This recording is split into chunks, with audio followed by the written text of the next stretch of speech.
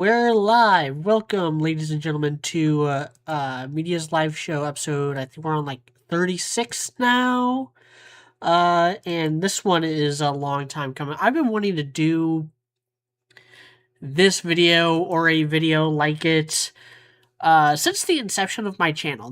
I'm crossing something off my bucket list. I have mentioned multiple times over the years, over the going on 10 years of my channel's history, I've been mentioning how my favorite show of all time is Batman the Animated Series, the seminal work for the Cape Crusader.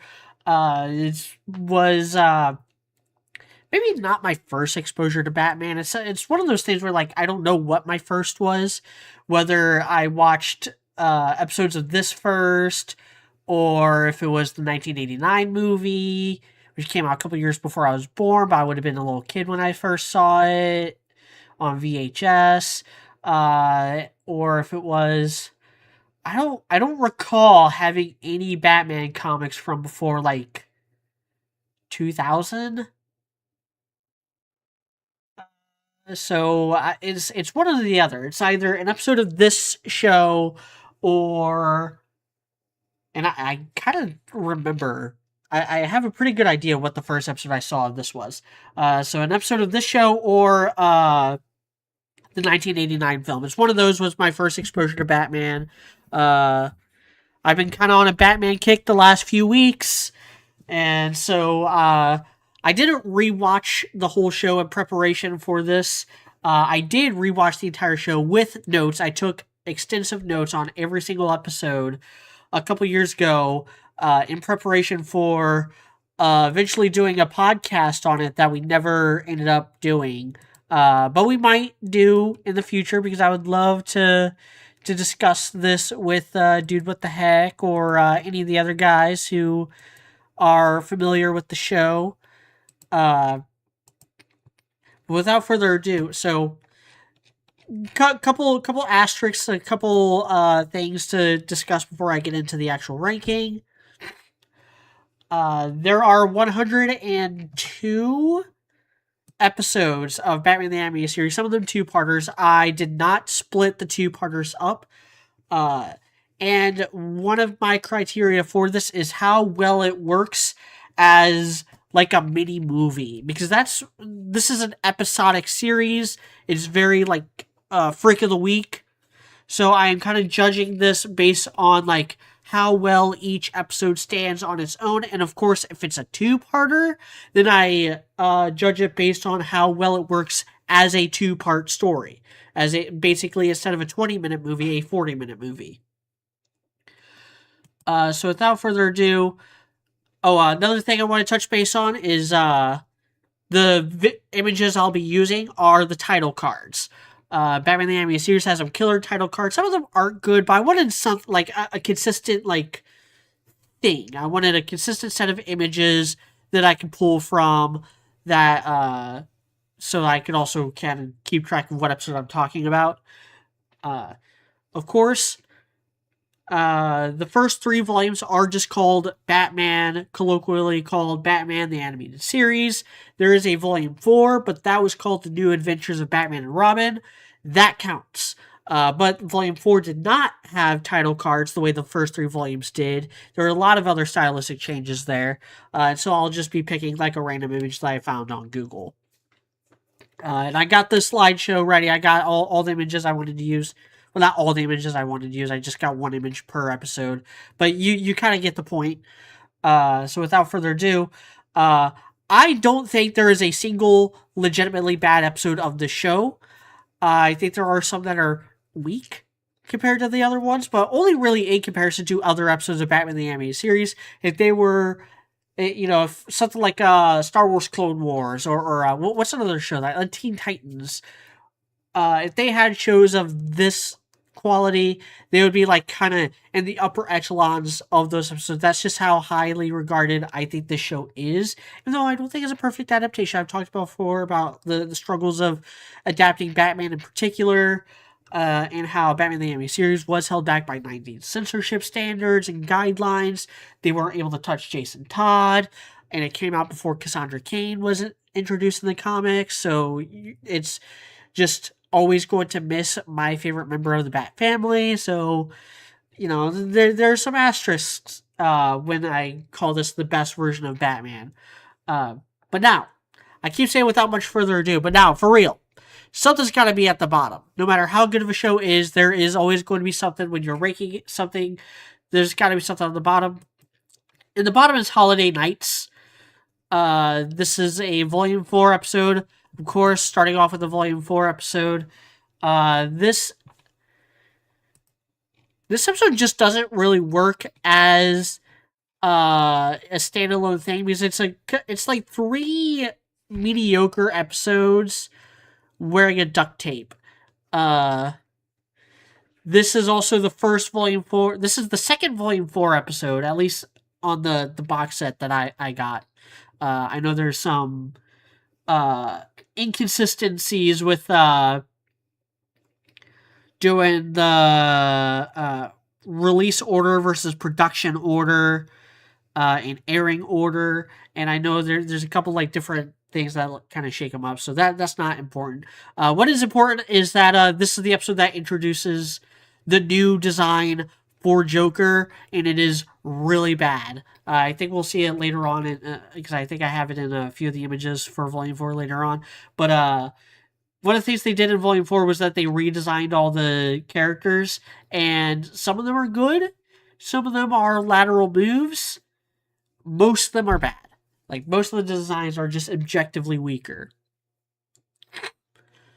But yeah, there's just none of the little mini cartoons, minisodes, there's like 3 different minisodes, 3 or 4. You got Harley and Ivy, you got Clayface, and you got Joker. And they don't have enough time to like build to anything or have any kind of like real payoff. Because they're each like 7 minutes each. That's just not enough time for a Batman story. I'm sorry.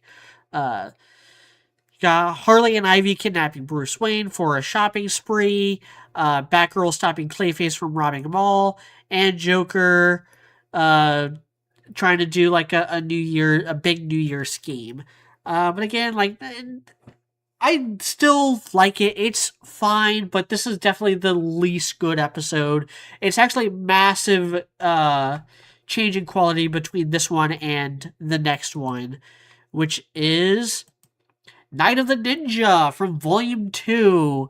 I kind of found this, and I found a lot of the Volume 2 episodes, honestly, to be a little generic, little like, okay, this is your stock ninja episode in this case.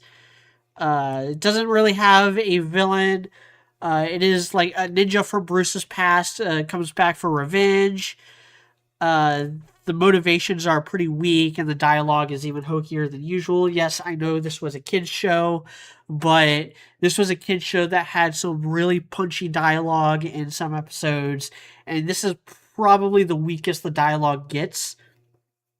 At least that's what my notes say. Again, it's been a few years since I've actually watched these episodes. I'm basically trying to decipher my notes from like 2018, 2019, from last time I watched this all the way through. Or it might have been 2020. Might have been 2020, because I feel like I rewatched it during the pandemic.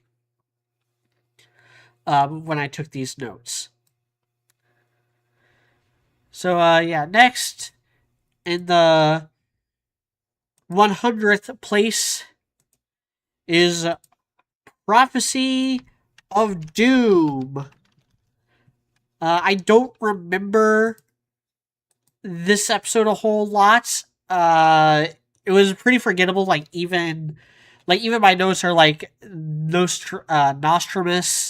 who's supposed to be like Nostradamus.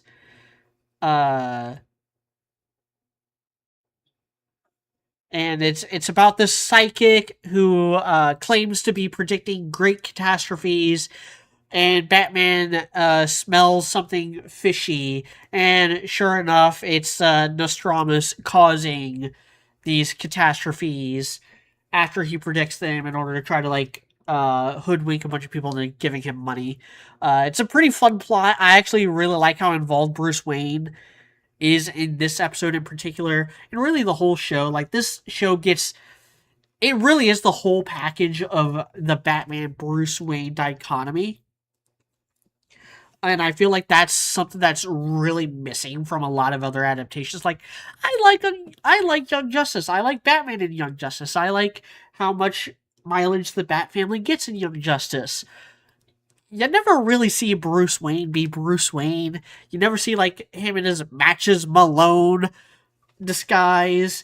You don't even really get a whole lot of him with the younger cast, which is a shame because his kind of position as an elder statesman of the hero community and a mentor slash father figure for all the Robins and Batgirls and Spoiler, Orphan, all that stuff is what separates him from all the things that he was ripping off when he was first introduced in the late 30s, early 40s.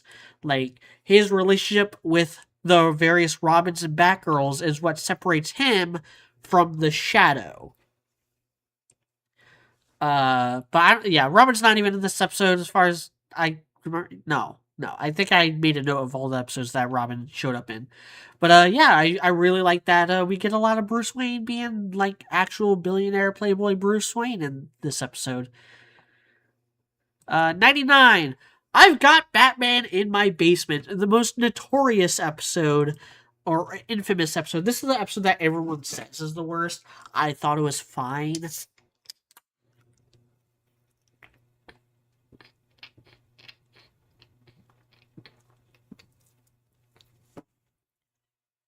It's the rare Penguin episode. There's a couple Penguin episodes. I feel like they had a hard time knowing what to do with Penguin. And it's also kind of a shame that at least the first 3 volumes, they're kind of stuck with this movie inspired design where he's this like flipper handed bird mutant guy. Penguin is one of the few characters whose upgrade in Volume 4 was improved. Whose redesign in Volume 4 was an upgrade. They make him much more like Burgess Meredith Penguin in Volume 4. But this is an episode where like it's Home Alone, but with a bunch of kids trying to protect Batman from Penguin. Also, I have a note in here. Batman fences Penguin with a screwdriver. That's fun. But the kids are the main focus. It's an odd way to introduce Penguin. This was the first episode of Penguin, or first episode to feature Penguin. And Batman is incapacitated for most of it. And it's pretty weak. I can totally see why people hate this episode. The kids are kind of annoying, but I still thought it was fine. Next is a Volume 4 episode in the 98th spot, Critters. This... Sorry, gotta find my notes on this. I think Volume 4 gets a bad rap. Yes, it does have the weakest episodes, and even the strong episodes aren't as strong as the strongest episodes in other volumes. But I think, on the whole, like, on average, it's just as good as the other 3 volumes. It's just kind of a downgrade visually. This is not a standout episode. This is pretty annoying. Like, I have here, like, this is the most annoying episode of the entire show. And that's saying a lot. Like, it's way more annoying than any show episode before it, for sure. This would have been better if not for all the other genetic splicing in previous episodes. Like, if this was the first time Batman was going up against genetically engineered super animals or something, then it would probably land a lot better. But there are other similar, better episodes in earlier volumes.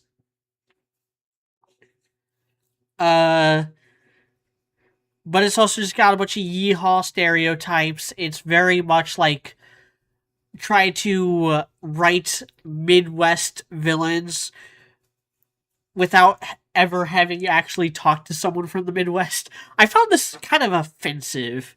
I found Dr. Enoch Brown to be kind of an offensive stereotype, honestly. But that's all I have to say about that. Again, we have over 100 of these to talk about. We have 97 left, so I'm trying to like breeze through this. We have another Volume 4 episode, Cult of the Cats. This is the big Volume 4 Catwoman episode. I fucking hate her Volume 4 design. I'm not even that big of a fan of Catwoman's original anime series design. The only Catwoman designs I actually really like are the Adam West TV show Catwoman and the Arkham series Catwoman. Every other version of Catwoman I've seen is just something about it just doesn't work for me. And in this, it's her skin tone. She looks like fucking Freakazoid. She has blue skin. Why? Why does she have blue skin? Why did they get rid of her pupil? Why did they give her like the Batman man? Why is she just all black now? Why are her ears so pointy? They don't look like cat ears. They look like demon horns. But I literally have a note in here saying I seriously don't even remember the cultist name. They were such a non-presence. No wonder we had never heard of them before. But yeah, so Catwoman steals a valuable artifact that's treasured by a cult and gets chased down, has to get help from Batman. And seriously, when I wrote I seriously don't remember the cultist name, this was right after I watched the episode. This isn't like years later I'm trying to remember the cultist name. I literally forgot before the episode was even over. Mid-episode, Batman and Catwoman have a fun dynamic. That's why this is above the other episodes that it is above. But again, like this is another instance of Volume 4 being both visually and creatively a step backward, a massive step backward compared to the prior 3 volumes.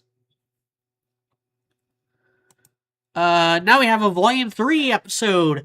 I feel like this is gonna get me some flack because it's Bane. Bane in the 96th spot. One of only 2 appearances by Bane, I believe? Or maybe his only... let me look through the notes. And then, yeah, all the other instances are... Okay, yeah, he does show up in one episode of Volume 4. But this was his debut, and this is an example, a pretty good example of what I've talked about in previous live shows, where, like, the ubiquitousness of a comic could work against future adaptations. Bane is a popular villain, but Bane is only popular because he's the guy who broke Batman's back and put him out of commission. Bruce Wayne was not able to beat Batman for over a year of publication across multiple titles. So there's like something like 50-something issues where Bruce Wayne is recovering from having his back broken. That is a big deal. That's a lot of time in real time.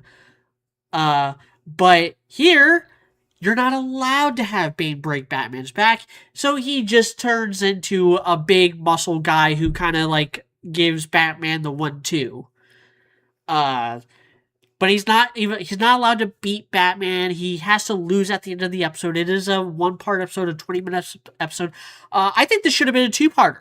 I think this should have been a 2-parter where at the end of part 1, Bane wins and beats Batman. And then at the end of part 2, Batman gets his run back.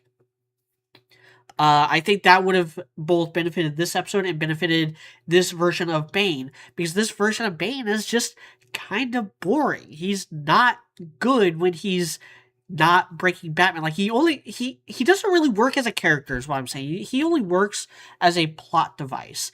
But it's a plot device they're not allowed to use because of the format and timing of the show. Uh,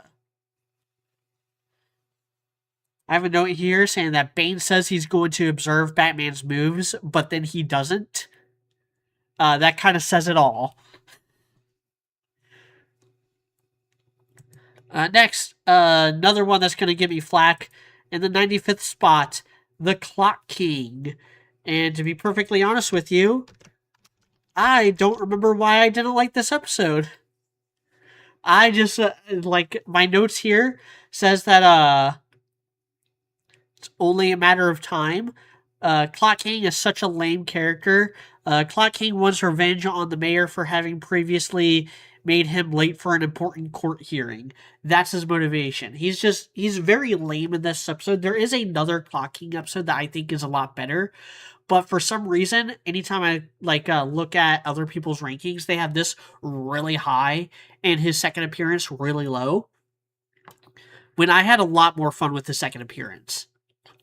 But I do like the design of Clock King. I like how his little glasses have like the clock arms on them. And he's a good one-off villain. Like, he works as a one-off villain, time-based. Like, oh, he's super precise. He's super like OCD about everything being perfectly on schedule. But that's also his greatest weakness, because you throw that schedule off by even a tad and he has a mental breakdown and tries to get revenge on you. And an increasingly circuitous scheme. Next is the Underdwellers. 94th spot is the Underdwellers. This is another one that it was just kind of weird. The villain in this is the Sewer King. There's only 4 spoken roles. I don't remember what that's alluding to. There's just not a lot of dialogue in this, which is pretty neat. Like, it's a pretty neat, like, gimmicky episode.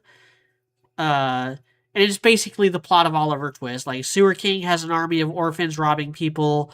Batman investigates and saves the orphans. And that's kind of all there is to it. If this led into, again, like, I think this would maybe, because the majesty of the show is how it's able to condense things down into a 20-minute format and have each episode stand on its own. But I feel like this would almost work better as, like, the setup to a larger, more ongoing plot line. But that's not what the show is. So, yeah, it's not that great. Again, like, all these episodes are good. Like, even these ones, even though we're still in the 90s, I'm still saying that these are like 7 or 8 out of 10 episodes. Like, that's just how many good episodes there are. And then in the 93rd spot, another kind of gimmicky Volume 1 episode, POV. This was actually really memorable. It's really neat. I believe this was actually the first instance of Detective Renee Montoya appearing. And I'm pretty sure she was a character who was created specifically not just for the show, but for this episode.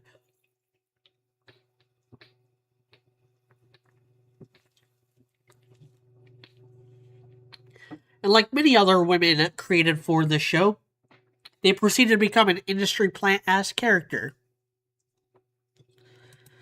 The bad guys are like just generic gangsters. This is a very Batman-light episode. And basically, like, after a botched operation, Bullock, Wilkes, and Montoya explain what happened from their POV. So we get a lot of the same, like, sequence of events happening multiple times throughout the episode until you finally kind of get the full picture of what really happened and go from there. It's a neat episode. I definitely advise watching it. It's actually one of the episodes... honestly, all the episodes are so good and stand on their own so well that I would just get the box set or find a site that has all the episodes and just watch them. But this is an episode, even though it's lower on my list, I didn't enjoy it all that much. I would certainly Like, I could totally see this being a selling point for the show. It's like, look, it's not just all Batman. There's like a whole extensive supporting cast that varies from episode to episode, and they're all like really neat and well written. Like, this is just a great show. It's one of the greatest shows of all time. Next is Moon of the Wolf. This is one of the episodes I was talking about earlier that has like a lot of genetic splicing stuff. This is a volume 2 episode. And it's Batman versus a werewolf. The Wolfman. It's actually one of the rare episodes that has a bit of continuity because the guy in it is the same guy who was in the prior episode, Cat Scratch Fever, which we'll get to. And it's structured like one of the very first episodes, On Leather Wings. But it doesn't have the same narrative stakes that one did. Basically, just a Wolfman is running wild in Gotham, and Batman crosses its path and investigates. And it's you kind of already know how this is gonna end. It's gonna be like kind of tragic and sad. So yeah, like it didn't. I feel like I've seen this episode 100 times, even though I've only watched it like twice. Just because it's so similar to other Wolfman or werewolf episodes of other shows. So moving on to Appointment and Crime Alley. This actually has I'm pretty sure it's the introduction of Dr. Leslie Tompkins. And it also has a D-list villain named Nitro, as well as Daggett from Daggett Industries, who, until I saw this episode for the first time years and years, like we're talking like 10 years ago at this point. No, probably closer to 50.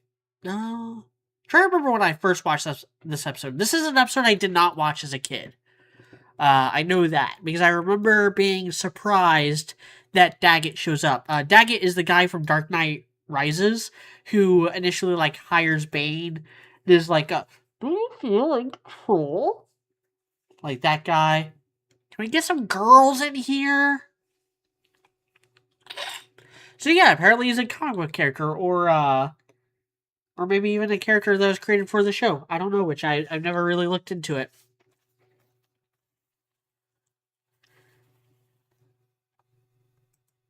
This is a volume 1 episode, and it does get into Batman's origin, but it does so without even saying a word about it.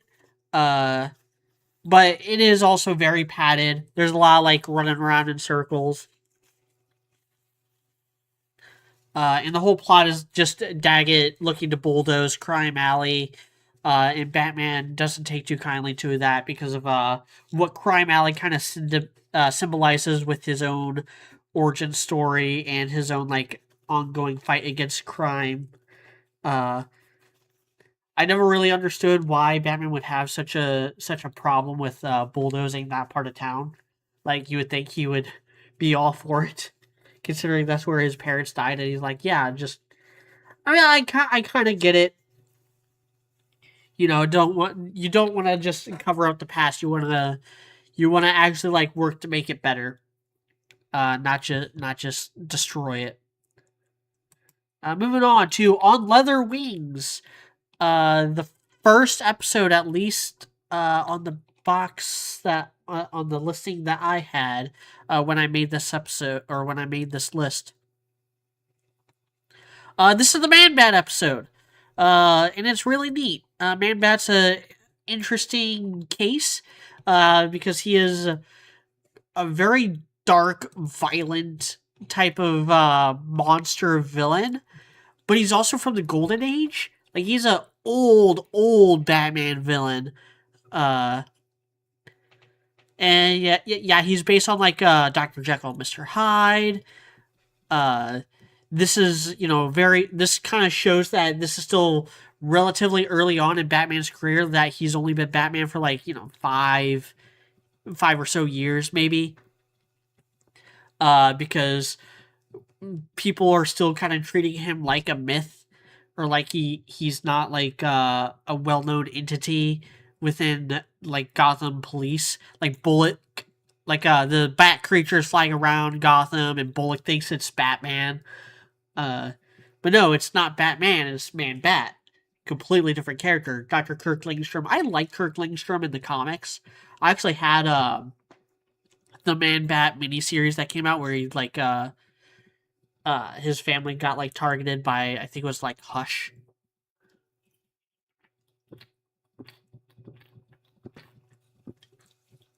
He's a very tragic character, and also was a major inspiration for Dr. Kirk Connors, aka the Lizard in the Spider-Man comics. Like, he's got a lot of the same deal going on. I don't know why I had this so low. Because every time I think back at this, I'm like, man, that was neat. Except for some of the plausible deniability that Kirk Langstrom tries to do. I think it's because they made Kirk Langstrom much more of a villain. I think that was the issue I had with it. Whereas I always liked Kirk Langstrom as this tragic figure who was meddling with powers that he did not fully comprehend the consequences of, and now he's cursed forever to be Man Bat. He's a little more sinister in this, and I didn't really appreciate that. Next is Day of the Samurai, the spiritual successor to Night of the Ninja.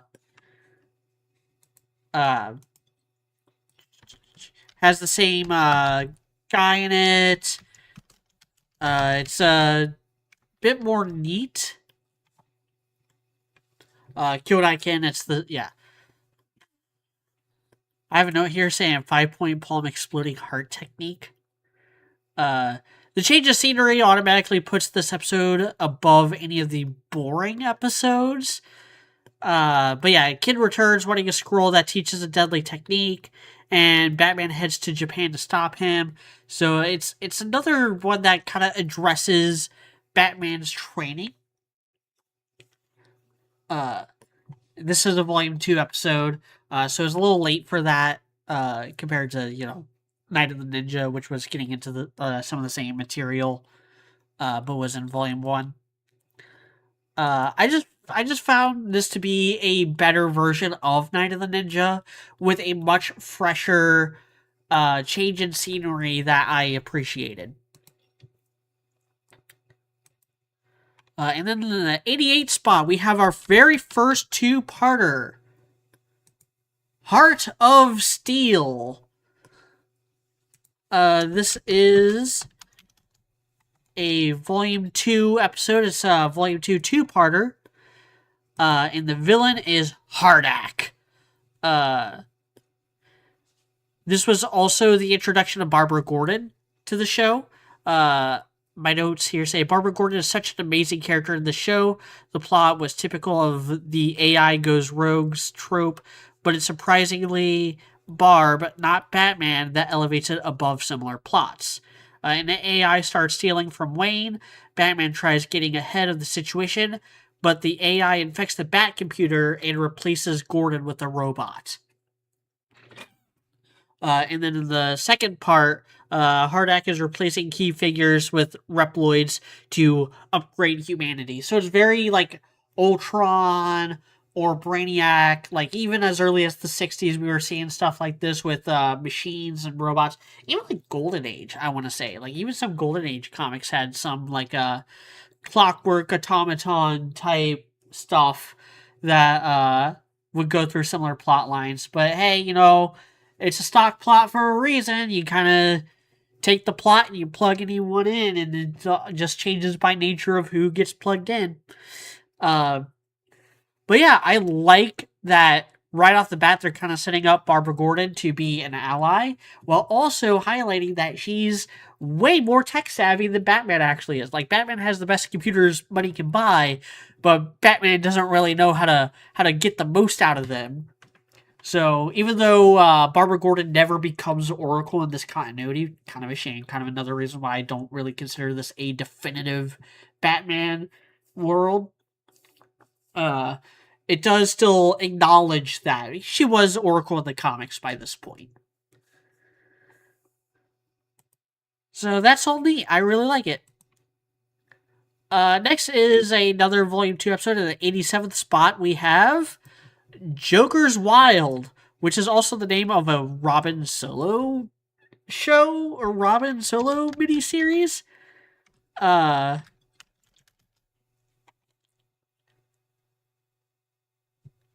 There's Looney Tunes references in this. I do really love Mark Hamill's portrayal as the Joker. But this is the weakest outing he has, at least on his own.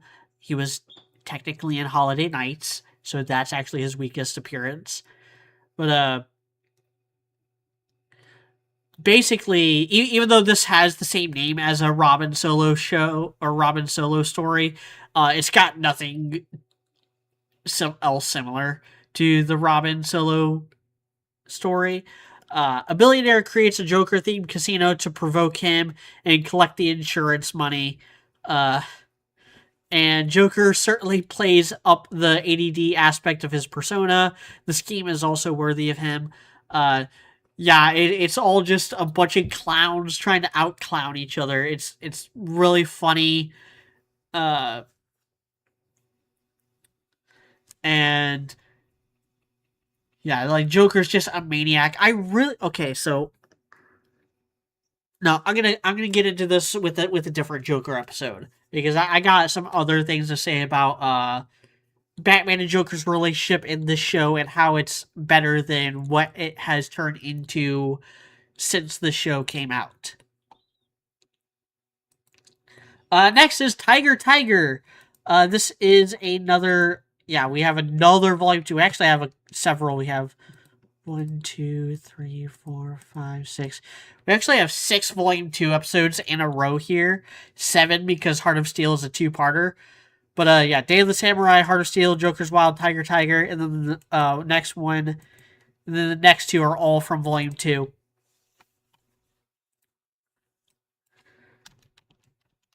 But this is another Catwoman episode. It's got both Catwoman and Kirk Langstrom making an appearance. Not as Man-Bat, but like just as himself. The villains are Dr. Emil Dorian, a character by the name of Tigress, and a character by the name of Garth. I wonder if they're trying to like allude to Beast. No, because Beast Boy is Garfield Lens. Garth is Aqualad. Kind of a weirdly similar name. But yeah, the setup to this is similar to The Most Dangerous Game. Catwoman is kidnapped and turned into a werecat, and Batman fights to save her. So yeah, you got it's the werecat episode, which is ostensibly more unique than werewolves. Even though I've seen plenty of werecat stuff in my day, not as often as werewolves. So it's got that going for it.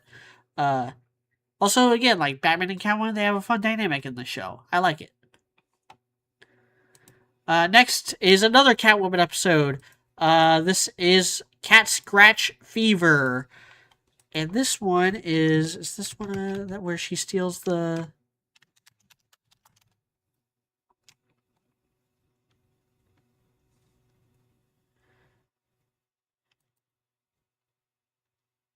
Yeah, so this also actually has Daggett in it.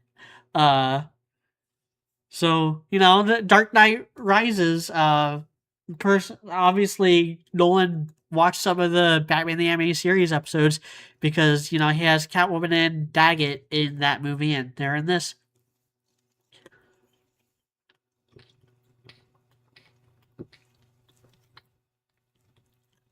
But, I have a note here saying that this is the first real piece of inter-season continuity. Where, like, this is kind of following up on something from a much earlier episode. Or no, there's yeah. Well, not quite sure what that note means. I don't remember what I was trying to allude to there. Again, I'm trying to decipher my notes from years and years ago with this. But I have a note here. The henchmen are a special kind of dumb in this. There's a lot of good. The villain plot is pretty smart, and Catwoman is a treat, but still much weaker than her last outing, which was in Volume 1. Catwoman is off the hook and looking for her cat when she runs into Daggett's goons, who are using stray animals for their experiments. And those experiments end up leading to Tiger Tiger. So it's the same, or not Tiger Tiger, it's Moon of the Wolf. So the experiments in Cat Scratch Fever end up leading to Moon of the Wolf. Catwoman obviously it leads to Tiger Tiger. Daggett and it kind of leads to Appointment in Crime Alley. Like there's a lot of stuff that kind of led to this episode and spins off from this episode. But yeah, I just have notes in here saying that the plot is kind of dumb, or that the characters are kind of dominant. The henchmen, at least. Next is Mudslide. We are at the 84th spot. This is the last of the stretch of Volume 2 episodes that are back-to-back. This is a Clayface episode. And in this, there's also a lot of Warner Brothers references. Clayface returns and gets the aid of a surgeon to make him human again. Doesn't end up working. Clayface's plan doesn't have a lot of logic. There wasn't a need to break the law, and Batman was kind of a dick too. There's a lot of episodes where the villain attempts to get their life back together, or is at least pretending to. Some of them are just pretending to as part of their villainous scheme. Some of them are genuine. But a lot of times Batman is able to kind of like discern the difference. But this is one where Batman is just kind of being a dick for no reason. So even though it is an immaculately made episode, all the Clayface episodes are incredible to look at. Clayface is just a great character for the animation medium. I don't think he would ever work in live action. And also, to all the Battinson fans out there being like, oh my god, they're gonna have Clayface in the new movie, you are absolutely fucking delusional if you think you're gonna get like the Matt Hagen clay monster version of Clayface in a Batman movie, especially the Robert Pattinson Batman, where they didn't even let Riddler have a bowler hat. They made Riddler into Timu Zodiac Killer, and you think that they're gonna do Clayface justice? Fucking get real. It's not gonna happen. But next is another Joker episode. Be a Clown. Joker dresses as a birthday clown and kidnaps the mayor's kid. All this started because Joker didn't like the mayor saying Gotham was a good place. Fucking hilarious. I love Joker. I love him in this show. He's just so petty. He's just such a little shit. Such a little bastard. But his schemes are never, like, super violent. Like, he's not... That's the thing about Silver Age Joker and this Joker that are similar, and that's and also Bronze Age Joker. I feel like was like a pre-crisis. All the pre-crisis Jokers were like this. Like Joker does kill people in the comics, but until the late 80s, he wasn't like a mass murderer. He would just kind of poison people as part of like a scheme or whatever. But really, he's just doing these really crazy-ass get-rich-quick schemes, like dressing up as a birthday clown and then kidnapping a kid for ransom money. But not even just for the ransom money, just to fuck with the mayor. So that's the Joker I like. Like, I like it when Joker's schemes are, like, smaller and pettier, but convoluted and requiring a lot of time and money and resources and manpower that are not worthy of what the score actually is because he's fucking insane. Like, that's the Joker I wish we would get back in the comics, but you can't put the genie back in the bottle. You can't just magically decanonize Killing Joke and A Death of the Family, no matter how hard you try. Next is Avatar. Totally not, causing issues with, the James Cameron film or the Last Airbender when I was trying to Google this for the image. This is a Ra's al Ghul episode. It is from Volume 3. And it's like a Saturday morning serial. Ra's al Ghul returns looking for the power of an ancient queen. Bruce and Talia team up to stop him. The plot came along a little too easy. Ra's felt more like a minor player in an episode where he was supposed to be the focus. It's got a lot of like kind of convoluted world building that doesn't really go anywhere or amount to anything because it's only ever in this episode. Like, it doesn't have any implications beyond this, which kind of holds it back. Because so much time is spent on it. Like, if there were less time spent on it and more time spent just chasing down Ra's and Ra's being an asshole and a villain, then this would have vastly improved. Next is another Volume 3 episode of Fire from Olympus, the one and only Maxi Zeus episode. Maxi Zeus is a crazy villain. He gets referenced in a lot of different medium, but I don't think I've ever seen another show actually like tackle him. Like, maybe I haven't watched all of the Batman from the mid 2000s. I never really gave that show a fair shot. Maybe he shows up there. I feel like he's in a few episodes of Batman the Brave and the Bold, but that's it. But there's references to him in all the Arkham games, even though he never shows up in any of them.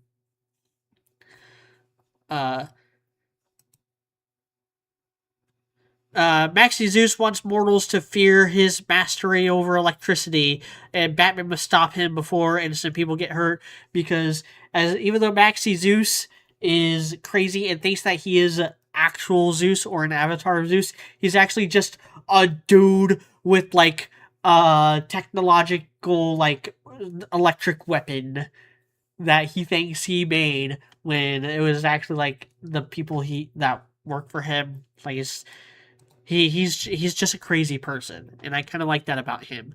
And I like that he's always on brand. He is always about the brand.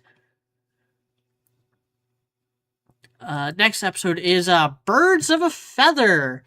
Another Penguin episode. This is another one that's very light on the Batman.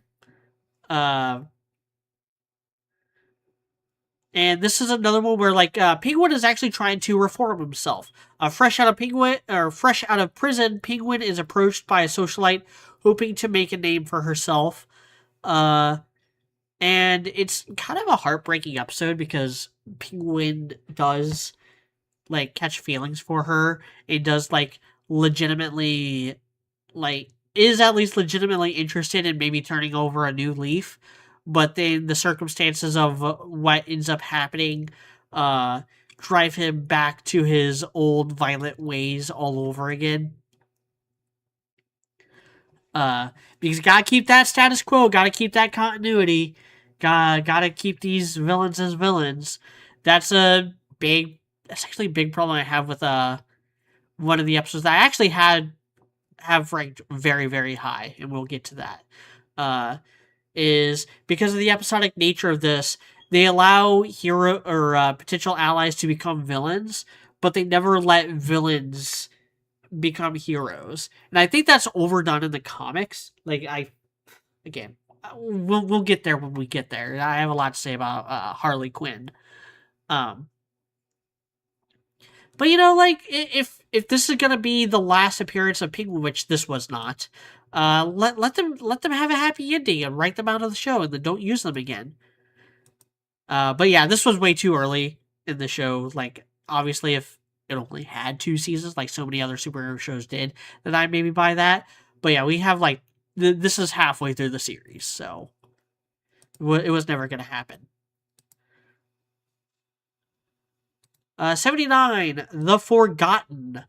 I forgot what this episode is about. Not actually. This is the episode where Alfred saves the day. Bruce Wayne does more than Batman, because Bruce Wayne is kidnapped and forced into a labor camp, and nobody knows who he is. He is lumped in with the Forgotten. You know, the riffraff and the undesirables. Like this has a lot of social commentary stuff going on with it, with how we treat homeless people and how we treat like the downtrodden.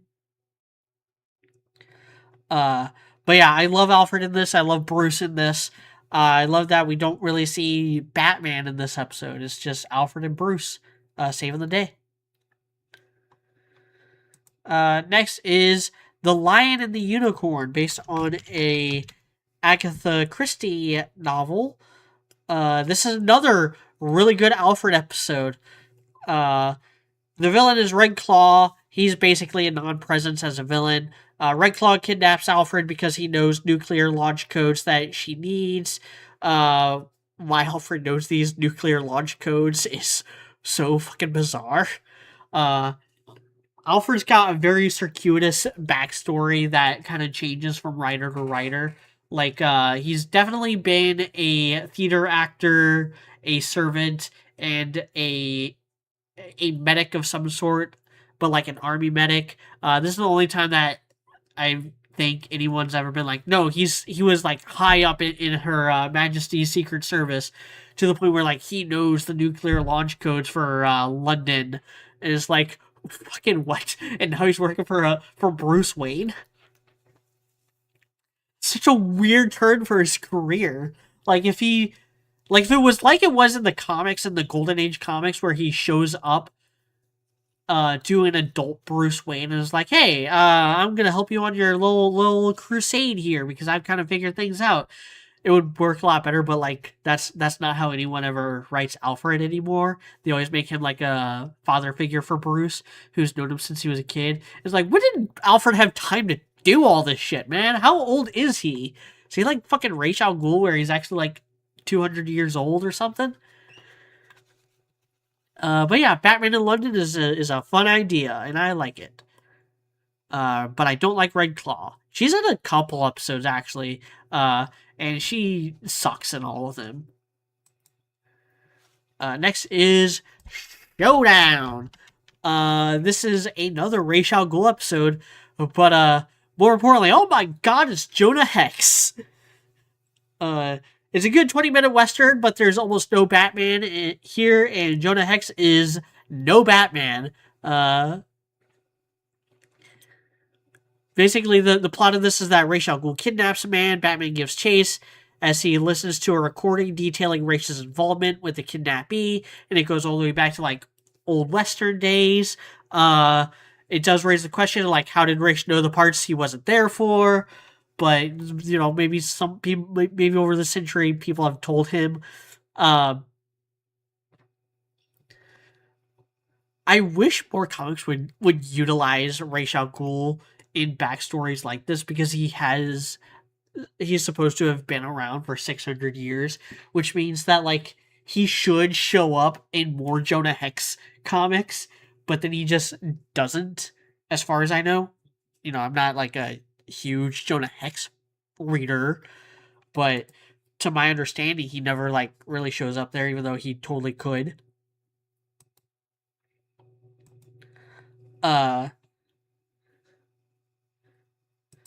Yeah, that's all I got about that episode. Next is Terror in the Sky. This is another Man Bat episode. This is the Volume 2 Man Bat episode. Man-Bat returns, but this time Langstrom has no idea how or why it's happening. The fact that the transformation is involuntary makes this a much more narratively and emotionally satisfying experience than prior similar episodes. Because again, like, even in Volume 2, by this point, we had already had, like, Tiger Tiger, Man of the Wolf, Cat Scratch Fever, Night of the... Well, not Night of the Ninja, that doesn't count. But, On Leather Wings. But, like, this is the first time we're like, oh my god, I'm turning into a monster, and I have no fucking idea why. This also introduces, Batvision. Kind of a precursor to detective mode. But yeah, like, I just... My biggest problem with On Leather Wings was how sinister Kirk Langstrom kind of was. This fixes that problem. Like, this is much more what I would want from a Man-Bat based episode of television. Next is Vendetta in the 75th spot. This is, I believe... Yes. No. No, it's not. This is a Volume 1 episode. This was the introduction of Killer Croc. And it's the first time Batman's instincts were straight up wrong. Killer Croc frames Bullock for a string of disappearing criminals. It's a great Bullock episode. It really shows how he and Batman can be similar. How they're both kind of like hard-headed. I mean, Bullock is a good person. He's an asshole, but he's a good person. And he knows that, like, Gotham needs some rougher cops. So, some people who are willing to actually, like, put belt to ass. And not, like, just turn the other cheek or take bribes or something. And it's kind of funny that he's sometimes more violent than Batman, but at the same time, he doesn't like Batman. Is because, like, he thinks Batman's a coward. Like, that's his beef with Batman. Like, I do it with a badge showing my face so that everyone can, like there's at least one more episode where, like, it comes back to bite Bullock in the ass. Where, like, Bullock just gives no fucks. He's so good in this. And it makes him an easy target for people like Killer Croc. But, you know, he thinks Batman's a coward because if Batman wasn't a coward, he'd have joined the police force and been just like Bullock. So that is a neat dynamic that they have. Next is Cold Comfort. We're back on Volume 4. This is the Volume 4 Mr. Freeze episode. I kind of hate it in that it undoes Mr. Freeze's development from the Sub-Zero movie. Because Batman, Mr. Freeze, Sub-Zero is supposed to be canon to this universe, and it's supposed to have happened between Volumes 3 and 4. But here he is, Mr. Freeze, in Volume 4, and it doesn't like completely undo his development. Like, he does act a lot more heroic in this. The real villain is Grant Walker. There's a utopian town. Mr. Freeze is kidnapped and bribed to make a doomsday machine. And he, like, kind of reluctantly goes along with it, but the second that Batman shows up, he's like, alright, now let's fuck shit up. So it doesn't completely undo his development, but I kind of always like the idea that after Sub-Zero, Mr. Freeze just kind of, like, wandered off into the Great Wide North and never showed up again. Even though he shows up both here and in an episode of Batman Beyond. But yeah, I like that they didn't just make him a crazy villain again. Like, they didn't completely ruin it for me. Which is why this is as high as it is. If they completely ruined it for me, like if he was just a villain again, then this would probably be at the bottom of the list. Next, in the 73rd spot, is another Volume 4 episode. Torch Song. This is a Firefly episode. I don't know why I have this so high up. It's got Pinky the Brain references. Firefly seeks revenge on his previous employer, girlfriend, Cassidy, a famous musician. Firefly's plot doesn't gel well. He's a good fit for a single episode, but the whole destroy Gotham plot is too much for this character. Yeah, the Firefly is just kind of a lame character. He works as a one-off, but he's punching above his weight class at this point. You can kind of tell that this is volume 4, so they're kind of running out of ideas. Which is why they used Firefly in the first place. And then we have another volume 4 episode already. The Demon Within. Actually, we have 1, 2, 3, 4, 5, 6. We have 6 volume 4 episodes in a row. Cold Comfort, Torch Song, Demon Within, and then 3 more. The Demon Within is a really fucking weird episode for this show. Like, it does not belong here at all. As you can see from the image, this is Clarion the Witch Boy and the Demon Etrigan in an episode of The New Adventures of Batman and Robin. So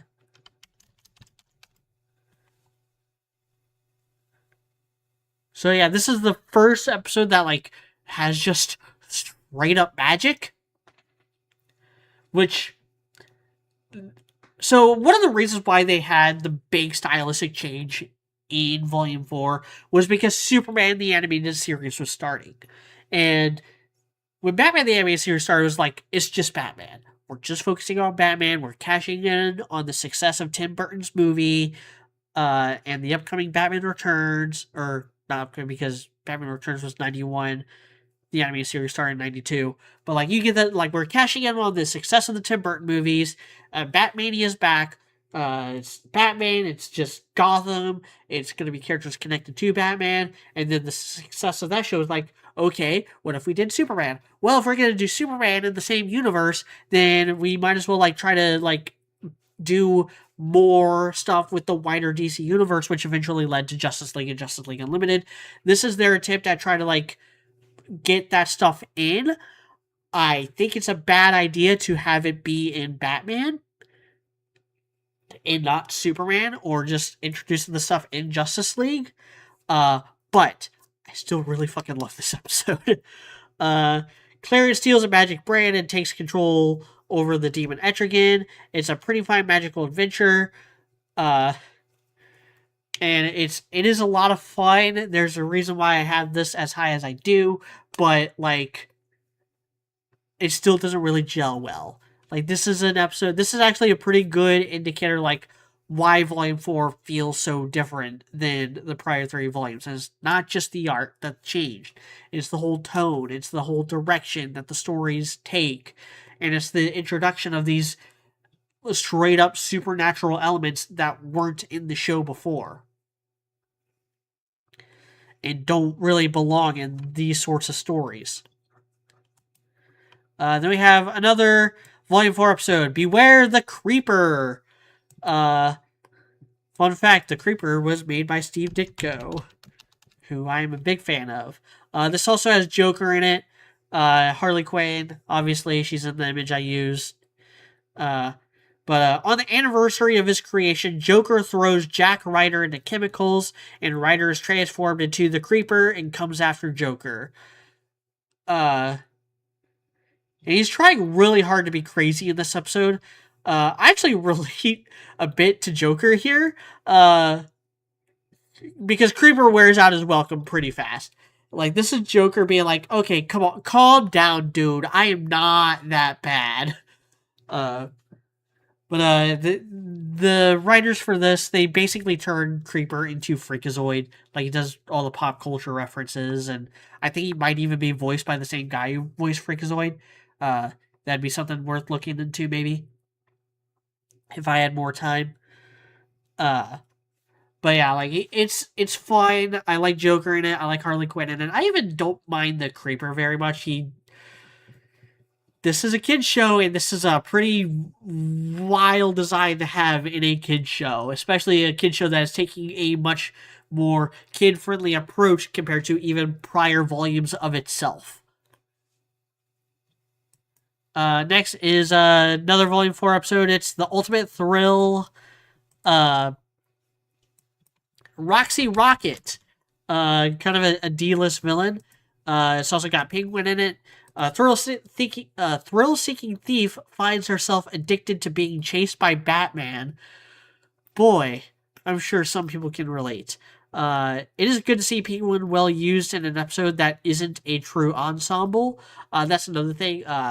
Penguin is great in the show, but he is very great in episodes that star him. He's always great when it's like Almost Got Him or Trial, which obviously we'll get to much later in the stream. And yeah, he's not the main focus here. The main focus is Roxy Rocket. But yeah, it's just a fun episode, and it's good to see.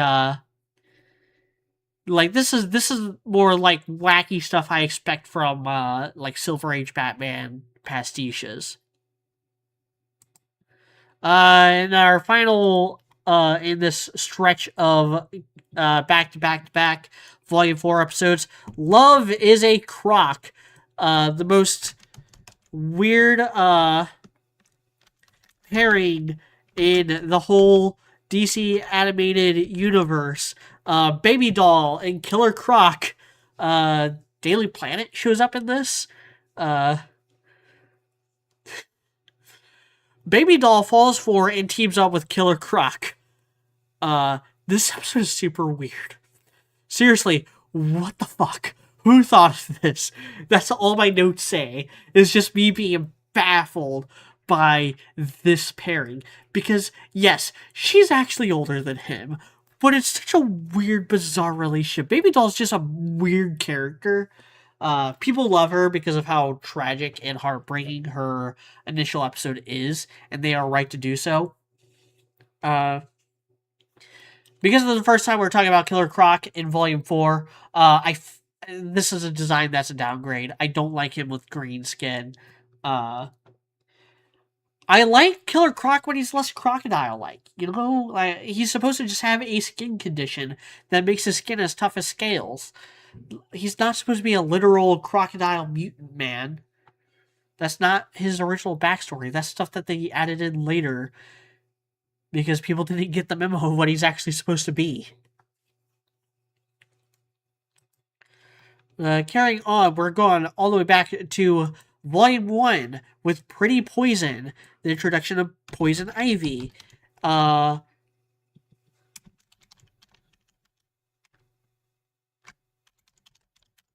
I gotta find.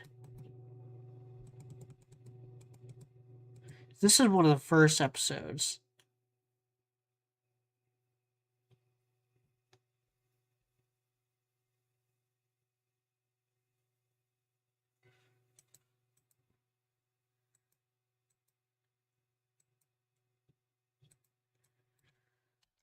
I'm not finding it in my notes. Hold on.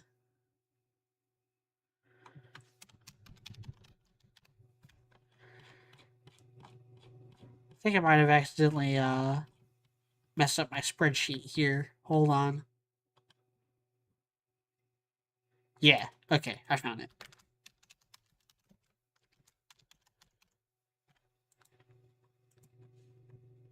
I did accidentally copy over the title name with a title of a different episode. But yeah, this is the introduction of Poison Ivy. It's also the introduction of Harvey Dent. Poison Ivy tries killing Harvey Dent for building a prison that nearly drove a plant to extinction. And I have a note in here saying that even plot lines with no thorough relevance to each other can be connected through some thematic details. Because obviously this is kind of building up to Two-Face. There's several mentions of Harvey Dent in Volume 1 before he becomes Two-Face. This is the biggest one. And it does make it more tragic for the people who actually were watching the show like week to week as it was coming out, leading up to that two-parter.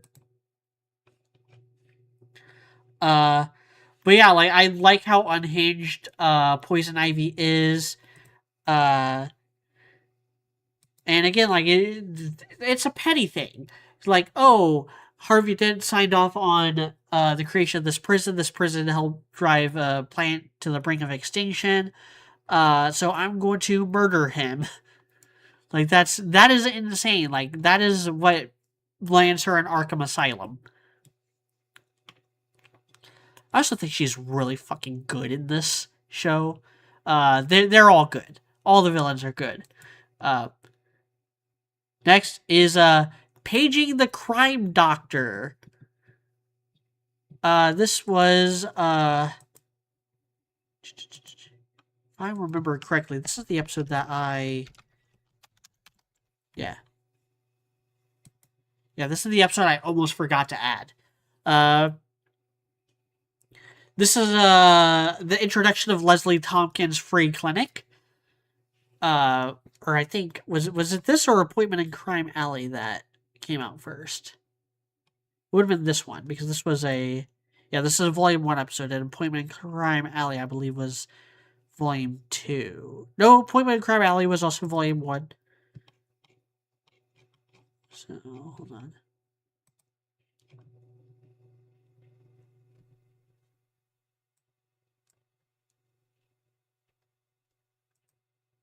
Paging the Crime Doctor was Appointment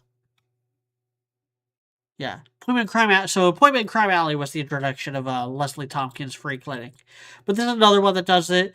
Rupert Thorne, kind of the main mob boss of Batman the Animated Series. Kind of a combination of like Falcone, Maroni, Black Mask. Black Mask is not in the actual show at all.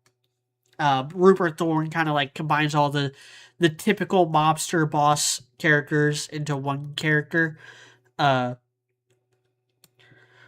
basically, Thorne needs a doctor. His brother enlists the aid of Leslie Tompkins, and it builds a bit of a parallel between Batman and Thorne through their respective doctors and their relation to Thomas Wayne and the Hippocratic Oath of do no harm. Like, even though Thorne is a bastard and a murderer, Leslie Tompkins still helps him because that's just the right thing for a doctor to do.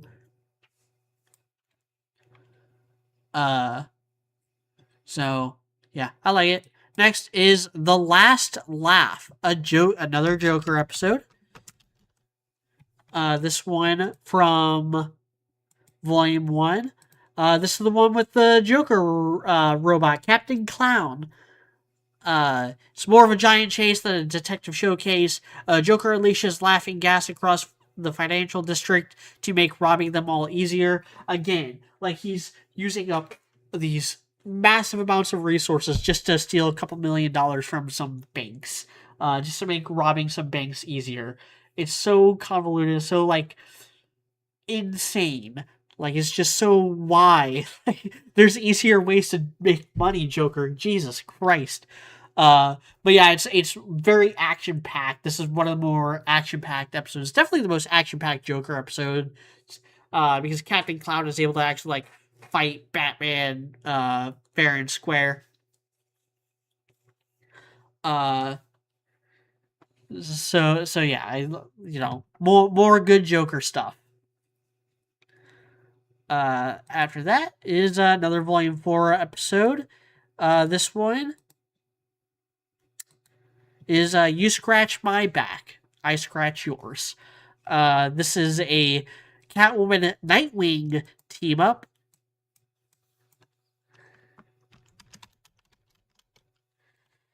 And the villain is like a Ricky the Hook. He's not in any of the other episodes. He doesn't matter. Nightwing teams up with Catwoman despite Batman's protest. Cool as the twist was, it kind of undercuts Nightwing's development as his own man because Batman ends up getting proven right, and Nightwing kind of just it screws it. Nightwing gets done so dirty in this show and in this continuity. Really, like when he's Robin in the first 3 volumes, he's so lame as Robin. Like, he's one of the lamest versions of Robin we've gotten. And then as Nightwing, he's constantly like having all of his own potential development undercut by Batman. And then I'll save it. I'll save the little rant for the episode where it's actually relevant. Uh, but yeah, I like the twist with Catwoman kind of screwing him over, and I like it that they do stand up on their own, without really having much development or much um intervention from Batman. But yeah, I wish Nightwing was allowed to have a W. Next is a Volume 1 episode, See No Evil. This has a villain named Mojo in it. An invisible man is stealing from Gotham and secretly visiting his daughter. Very like Sandman from Spider-Man 3. Uh, it's it's a sympathetic villain doing bad things so that he can please his daughter. Like, he's stealing these things so that he can have gifts for his daughter, and his daughter thinks that it's her imaginary friend Mojo. This also kind of like is a good example of what I would call the Batman formula, or even just really just the superhero formula, because it's not just Batman that falls into this.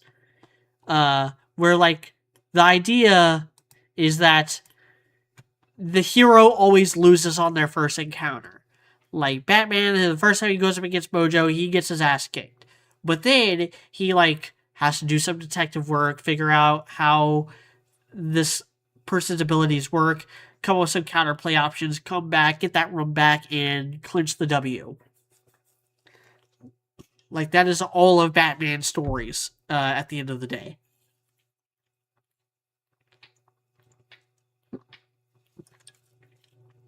It's one of the reasons why I was never really satisfied with Bane, even in the comics. Because in Nightfall, Bane breaks Batman's back, but then Batman never really gets that run back. Azrael is the one who beats Bane, and then Batman beats Azrael. But then every encounter with Bane after that for a while is just like either a draw or it's just not satisfying because they're in completely different places in their life at that point. And then Tom King tries to make Bane the main villain again, but Tom King fucking sucks, especially when he's writing Batman. Really, when he's writing anybody, but Batman more so. Or maybe Wonder Woman more so, considering what's going on with the comics there now. With Tom King's Wonder Woman run that everyone fucking hates. Anyway, no more distractions. Next is another Volume 4 episode with Talia al Ghul. It's Mean Seasons. Or is that Talia? No, I don't think it's Talia. No, apparently it's Calendar Girl. Calendar Girl goes on a vengeful kidnapping spree. Time is a big theme. Retirement, legacy, aging all play into the plot. There's dinosaurs in it, so instant W for me. This image, I don't know why I chose this image. I think I might have used the wrong image. So, Calendar Girl is this show's send-up of Calendar Man, and I will just leave it at that. I actually kind of like Calendar Man, so moving on to Christmas with the Joker.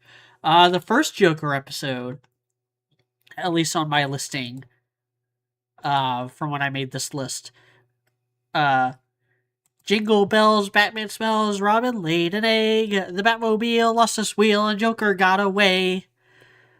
Joker works a lot. Actually, just in general, I feel like reoccurring comic book supervillains work better if they just straight up get away. Because, I like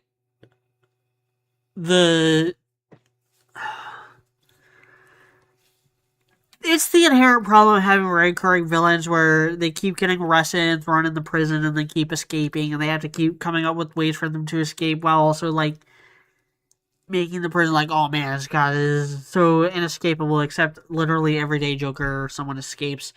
It just goes a lot better, it's a lot smoother if you're like, hey, this character's just never been captured. That's not the case with this. He is an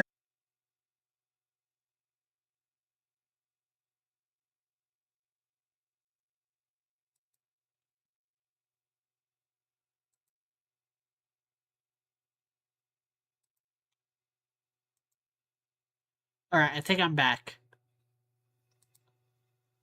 Okay, yeah, I'm back. Sorry, I don't know what happened with OBS there.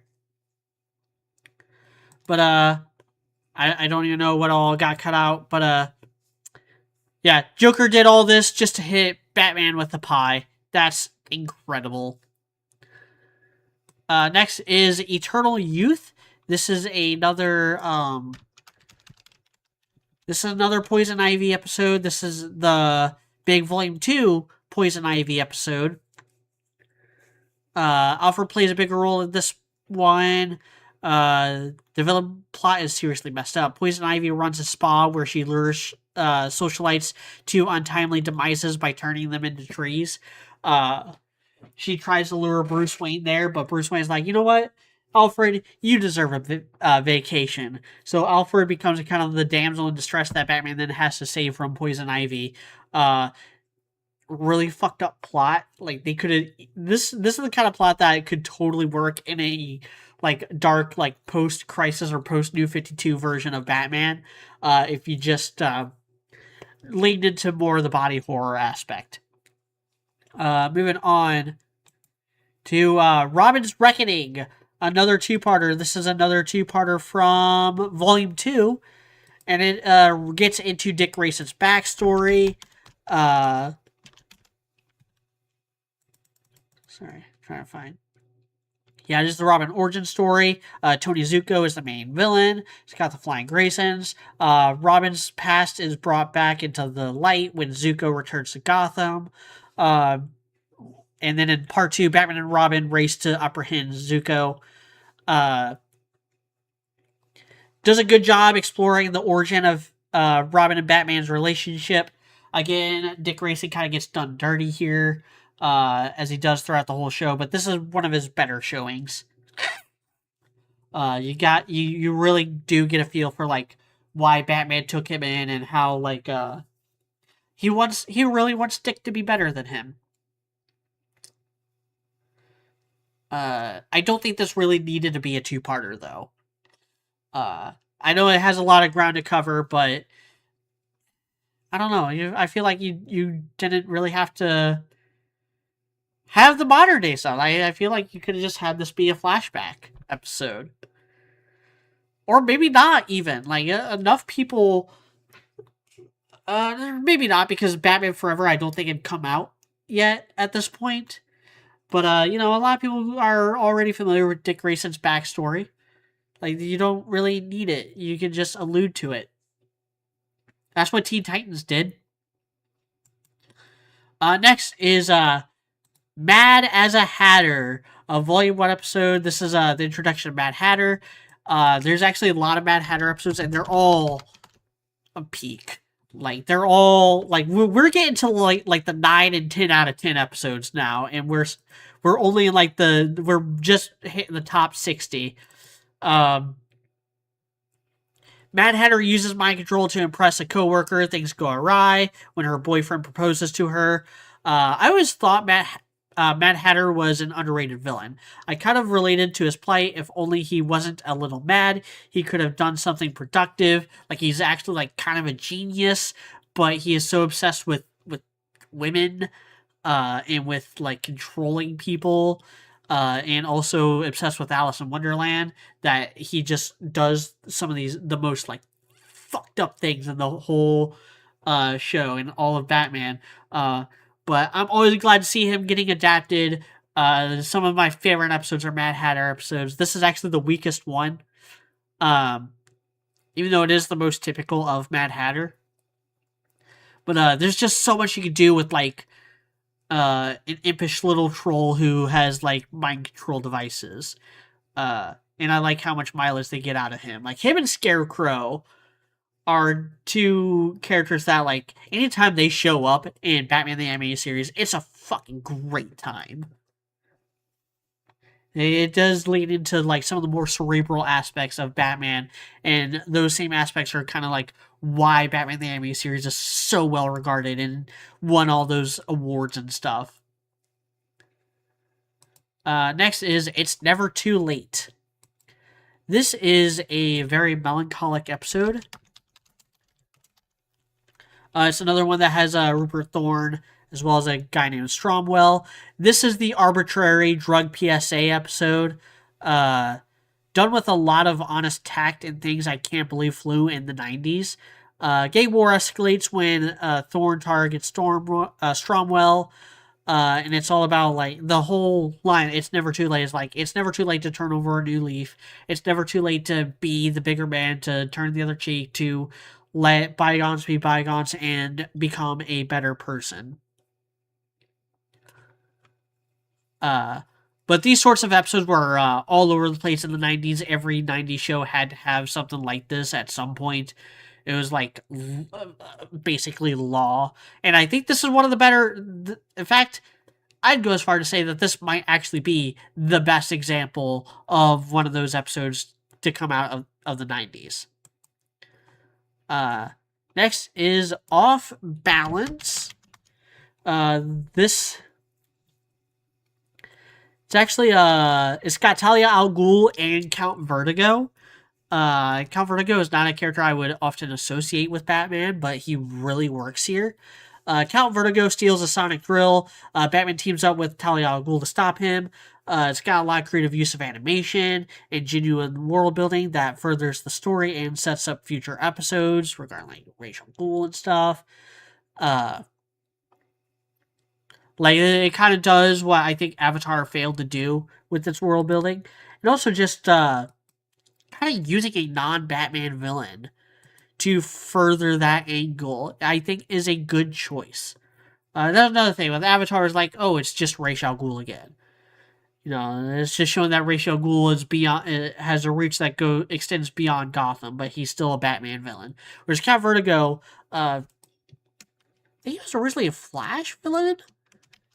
Count Vertigo. Is he originally a Flash or a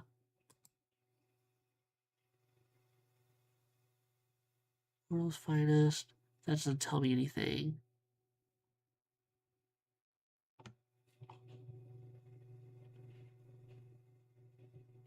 Green Arrow. Like he's most often associated with Green Arrow. But my first exposure to him was him fighting the Flash in a like a 90s comic.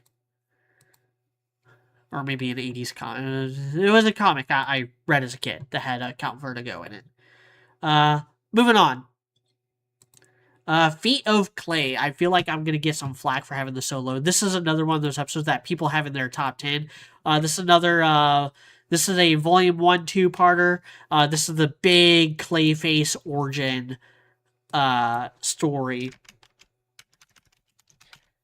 And it's also got Daggett in it. Clayface is hired by Daggett to impersonate Bruce Wayne. And Batman investigates the case. Bruce Wayne is arrested and Clayface becomes a giant monster. So this does have is this the first episode of Clayface? Gotta be, right? Yeah. Yeah, this is the first episode with Clayface, and yeah, so it starts off like more of a it is Matt Hagen is Clayface in the show, but it does kind of like start off with like a Basil Karlo version of Clayface, and then kind of like as he gets further and further and across that point of no return, he becomes the monster Matt Hagen version of Clayface. Kind of an interesting inverse of what the comics eventually did with Basil Karlo, where he was like man in disguises who then became a mud monster, but only decades after the fact. But yeah, interesting espionage story, immaculate animation. Like this is one of the episodes that bankrupted the animation companies that Warner Brothers was outsourcing to. Next is another Volume 1 2-parter, Cat in the Claw. This is the first Catwoman episode, I believe.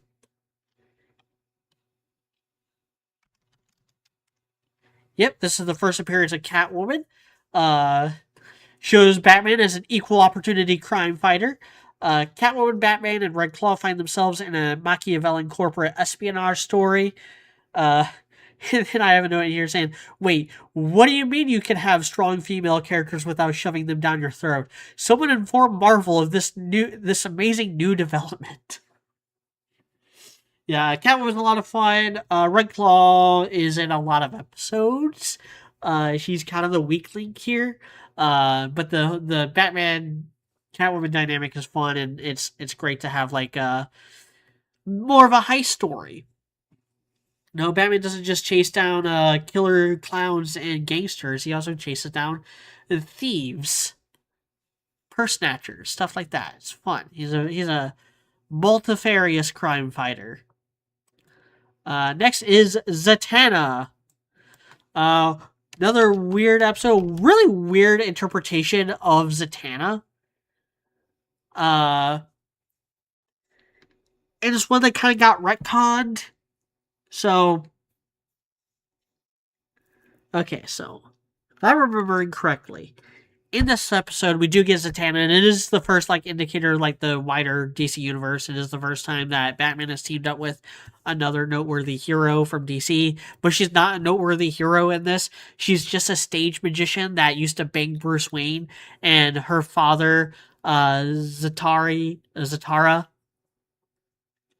was one of Batman's mentors and taught him how to like do escape artist stuff.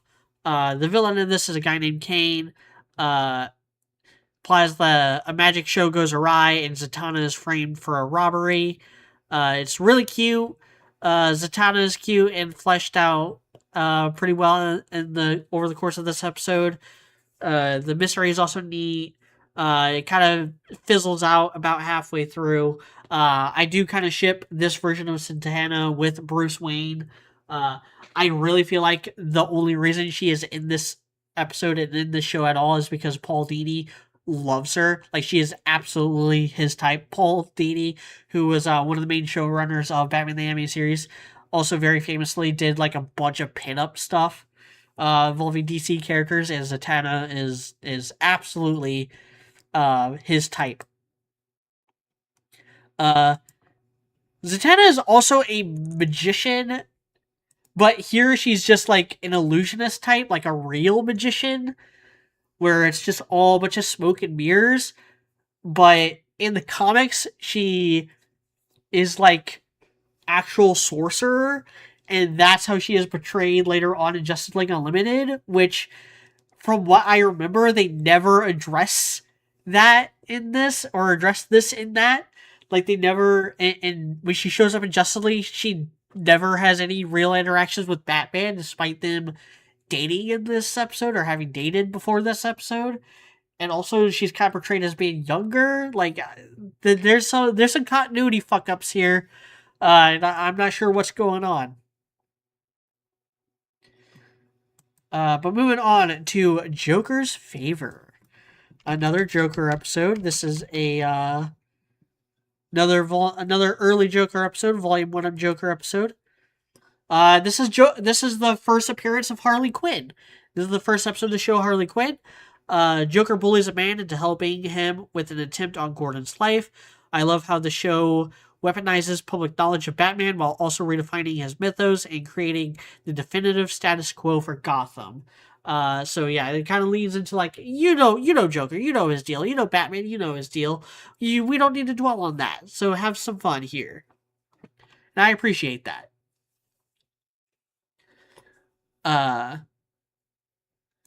Moving on to Blind as a Bat. This is another Penguin episode. Penguin steals an experimental airship. Batman is blinded by the initial attack and has to rely on technology and his other senses. It's a good use of POV, a conventional premise, but gives that 90s WB level of polish. It's a very well-made episode. And it's not my favorite Penguin appearance, but it's up there, man. Like, it's one of my favorite Penguin stories.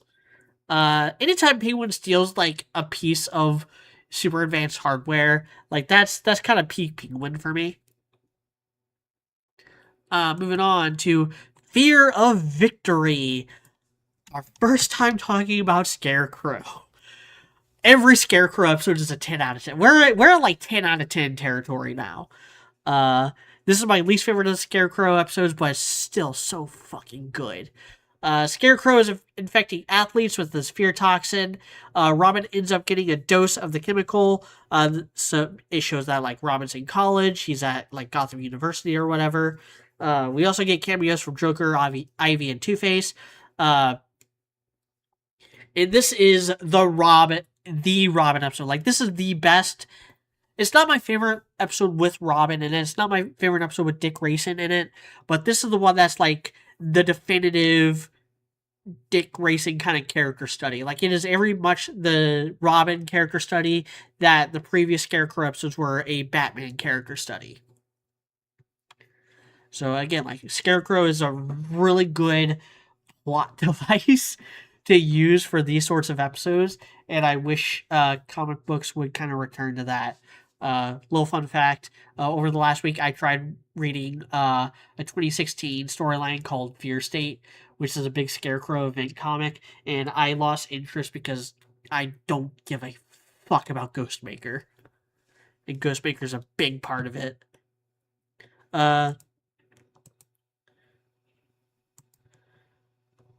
Anyway, moving on. Next is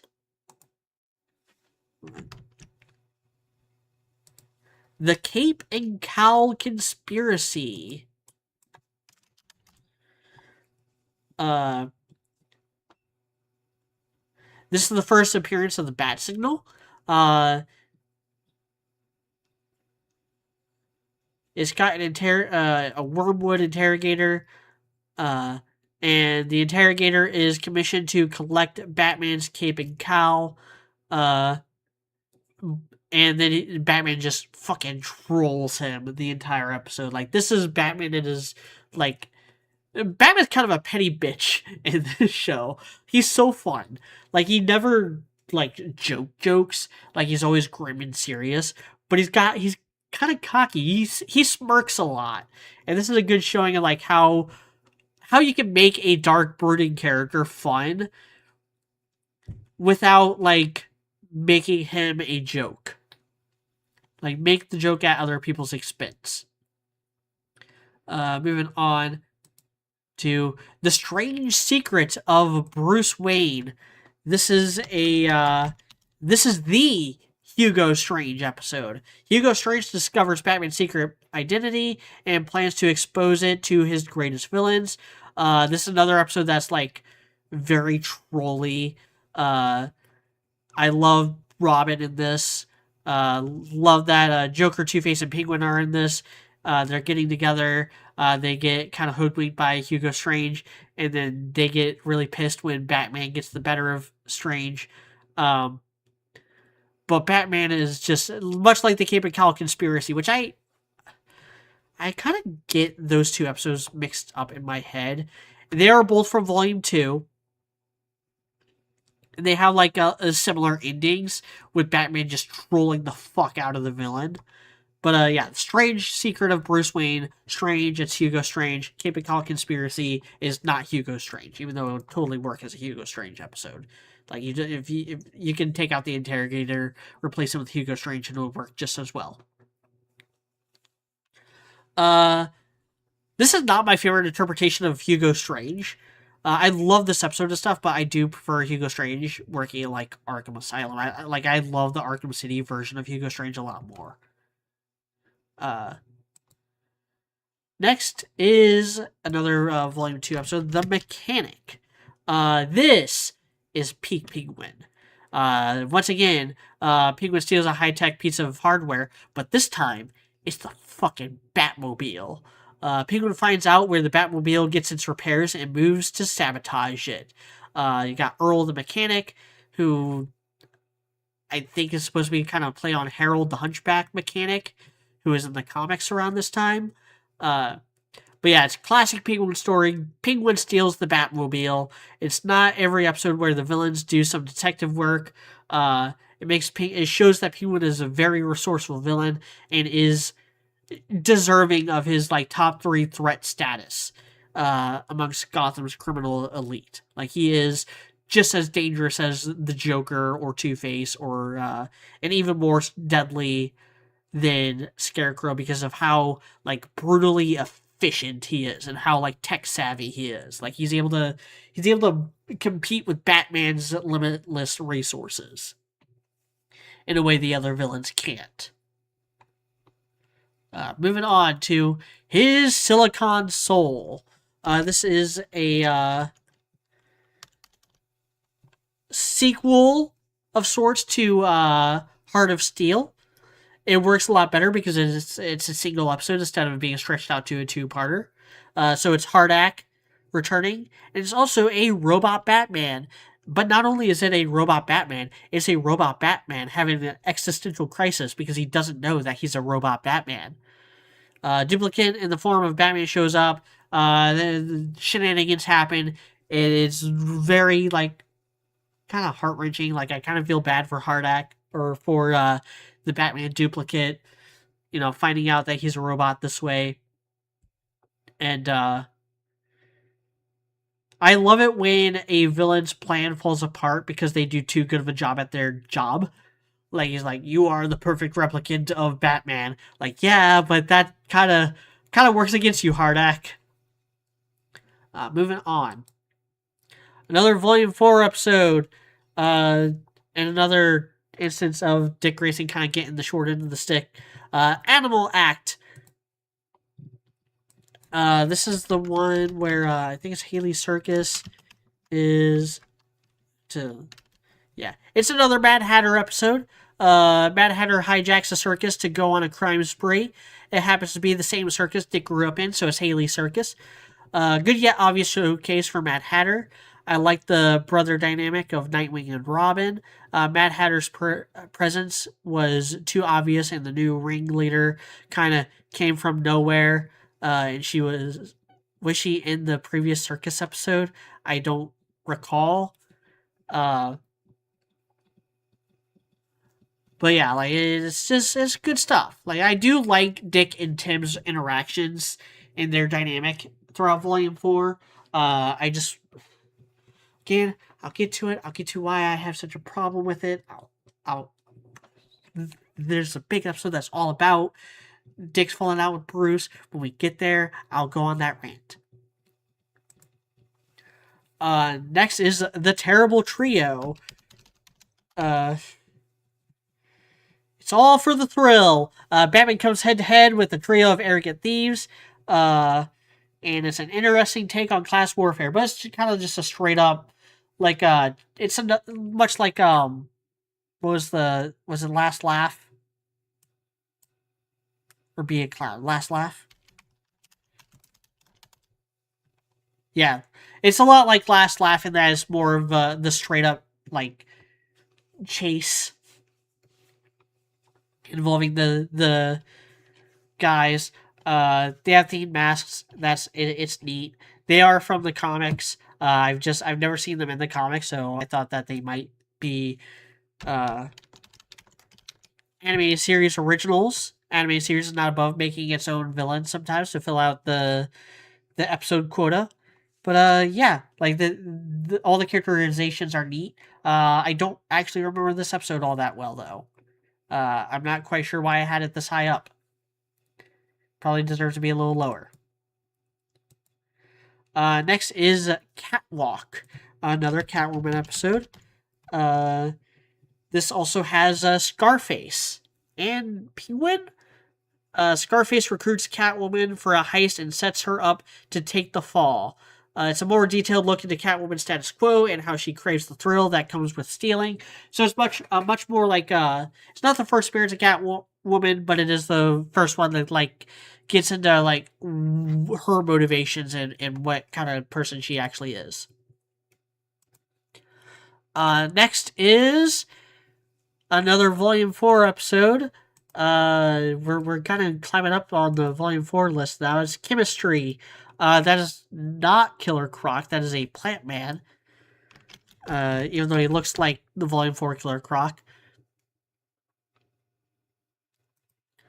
But yeah, Poison Ivy creates perfect mates for various billionaires, including Bruce Wayne.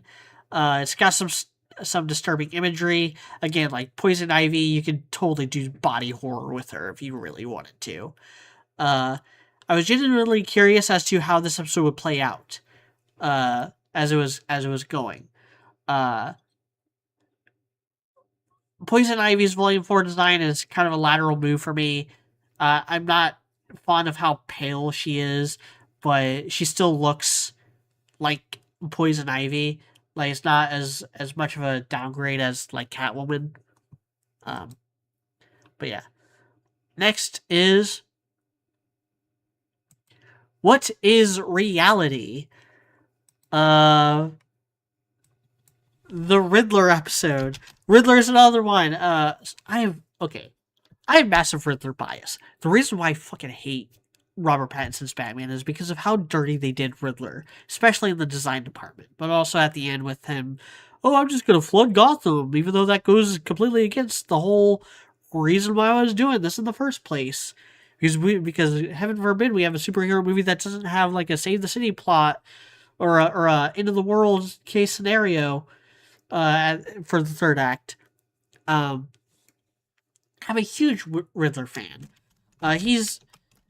He might actually be my favorite, him or Scarecrow. Like, it's a toss between like him and Scarecrow for my favorite actual Batman villain, or at least the one I like seeing the most. This is very 90s though. This is definitely the weakest of the Riddler episodes. Riddler sends a VR machine to police headquarters to trap Gordon. It's a very clever use of Riddler. Batman's cunning shines when he goes up against his cleverest caper. It's got like VR, but it's very like dated 90s. Like, this episode doesn't hold up well as far as the way it portrays video games, but I still found it really neat. Interesting little time capsule, like what a 90s Riddler story should be like. Next is, oh my god, another Volume 4 episode, Joker's Millions. God, I hate it. I hate him. I love this episode. It's great. It's one of the best Joker stories ever told. But, man,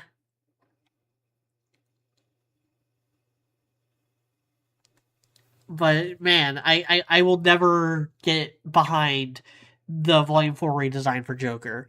This is the one where Joker somehow inherits millions of dollars and bribes his way to legitimacy. This is why get-rich-quick schemes never work. Kind of funny seeing Joker get had. This is the one... Is this one where he goes on his rant with the...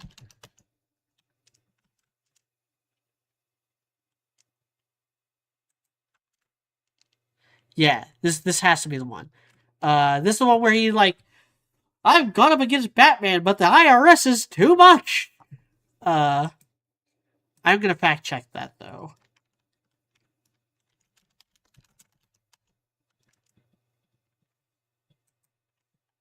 Yeah, it's Joker. Okay, yep, I had it right. And this one was like, I'm crazy enough to go up against Batman, but I'm not crazy enough to go up against the IRS. So that's fun. That's a lot of fun. And again, like, Mark Hamill's Joker never misses. It's just the design does. But moving on to Batgirl Returns, the second, technically third episode to feature Batgirl. This is closing out Volume 3. And it has Catwoman in it. It's a Catwoman episode. It's also got Daggett in it again. Batgirl teams up with Catwoman to catch a thief. And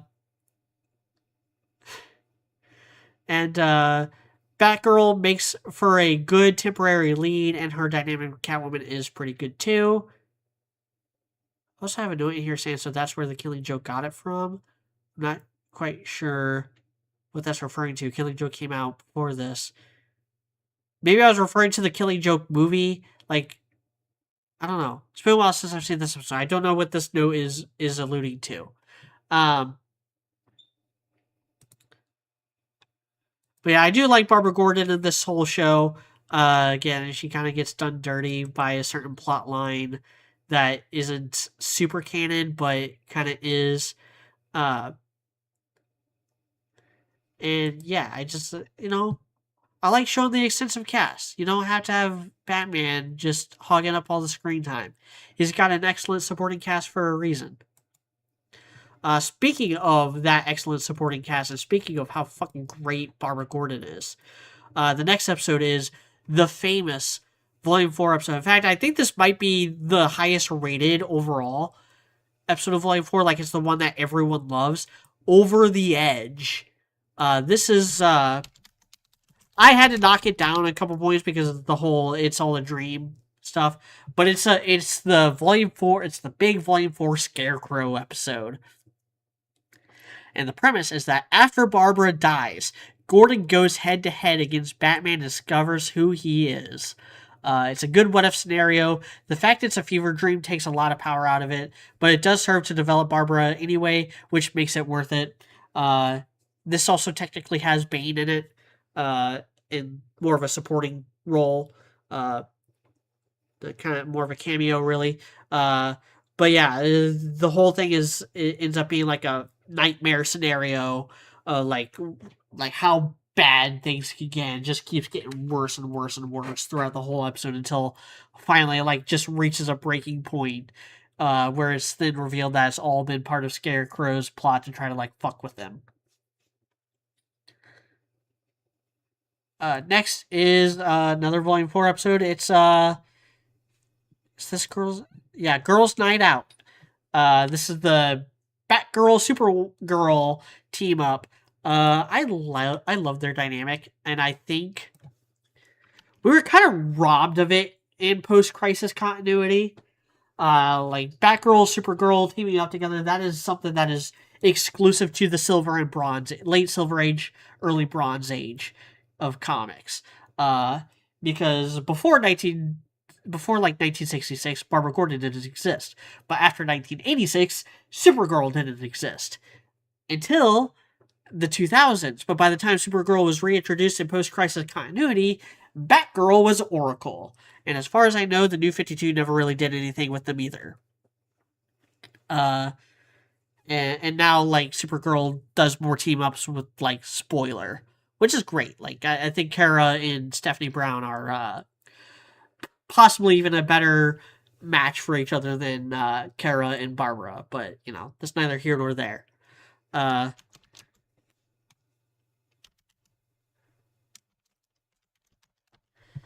yeah, it's also got some it's got Livewire, Superman villain, along with Harley and Ivy. Penguin also makes an appearance. Livewire escapes to Gotham while Batman and Superman are away, leaving Batgirl and Supergirl to deal with the mess. Harley is so hilariously inadequate.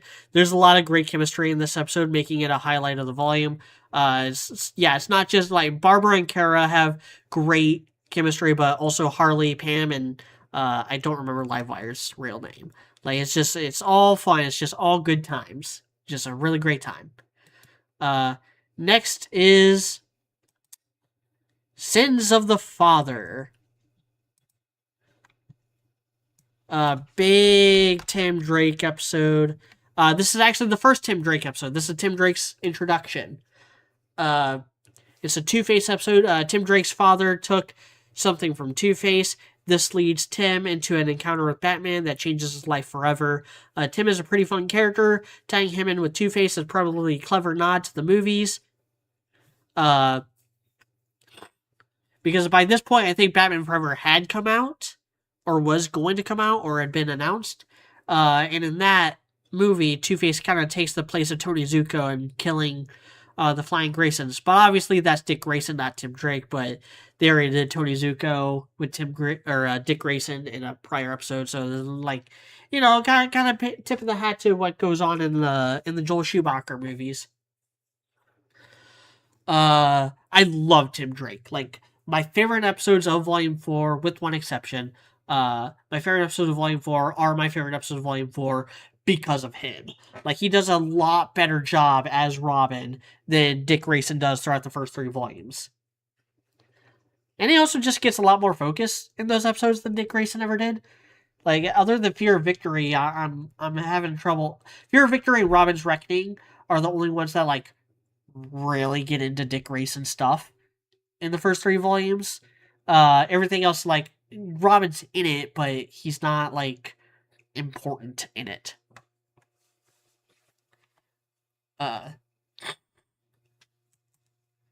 Next is Deep Freeze, the second Mr. Freeze appearance, I believe. This is a Volume 3 episode. It's also got Grant Walker in it, who appeared in another episode earlier on. Mr. Freeze is kidnapped and bribed to make a... No. Hold on, what?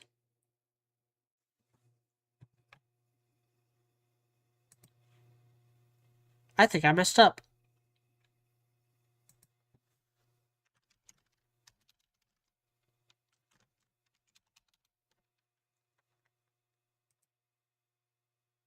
Yeah, what was the Volume 4 episode of...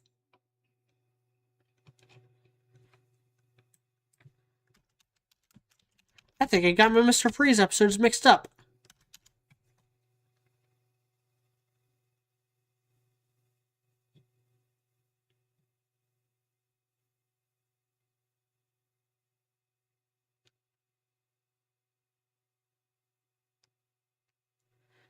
Yeah, I had my Mr. Freeze episodes mixed up.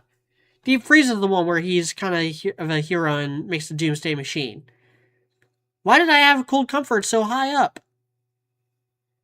His Cold Comfort is Mr. Freeze vows to make people suffer after he loses his body and with it Nora. Yeah, I don't like that. I do like the line I learned it from watching you. Yeah, I kind of screwed up on my notes there. Yeah, Deep Freeze is a much better Mr. Freeze story than Cold Comfort, regardless.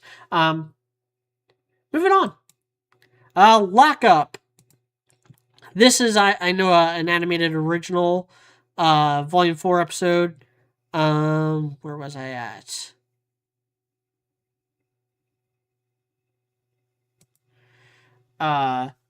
Lockup is a good antagonist for Batman. Another one that, like, only works really well as a one-off. Although I do like him in No Man's Land. A disgruntled security expert takes up the identity of Lockup and kidnaps those he holds responsible for the state of the city. Certainly one of the more interesting villains to originate in the series, especially his one-sided admiration for Batman. It's also got Scarecrow, Harley, Scarface, and Ivy cameos. But yeah, he basically is abusing all the villains. Makes them more sympathetic. Makes me feel for their plight a lot more.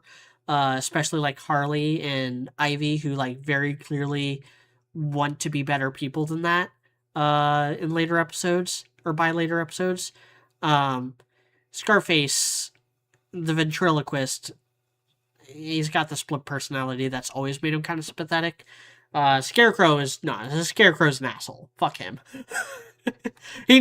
Scarecrow never gets a potential redemption arc in the show, making him one of the very few heavy hitters that never even teases at that.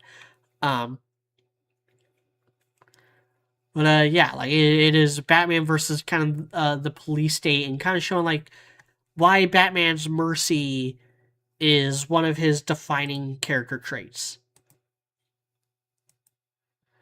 Another like standout episode from Volume 4, Judgment Day. Introducing the Judge, who, if you've seen this episode, you know who he is, but I'm not going to spoil it for you. I'm trying to keep spoilers to a minimum here, mostly because I don't want to spend more than a minute or two on each episode. Hero called the Judge seeks to execute criminals in a similar lockup. It's a pretty freaking good plot twist. The Judge is a great concept for an antagonist to Batman. Although a lot of villains have already kind of done that, I think, before and since this. Like, oh, what if Batman killed people is such a stock character trait at this point. But yeah, I like that it leans into a lot of Two-Face stuff. We also get Riddler, Killer Croc, and Penguin. And yeah, like this is a pretty dramatic episode for Volume 4. And then we have the big Scarecrow episode of Volume 4. Yes, I already talked about Over the Edge being the most definitive, but this is the one that actually shows Scarecrow a lot more, and it's Never Fear.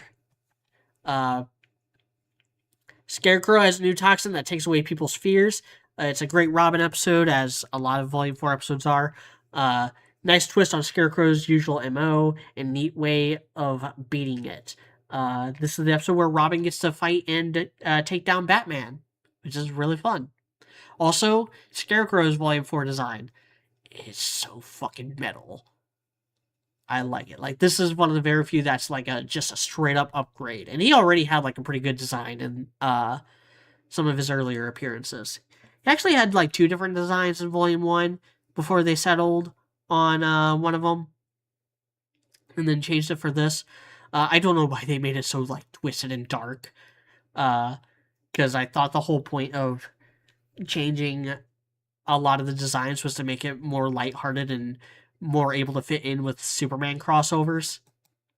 But next is a Shadow of the Batman, which I believe is it's this season 3, volume 3, 2-parter, and it is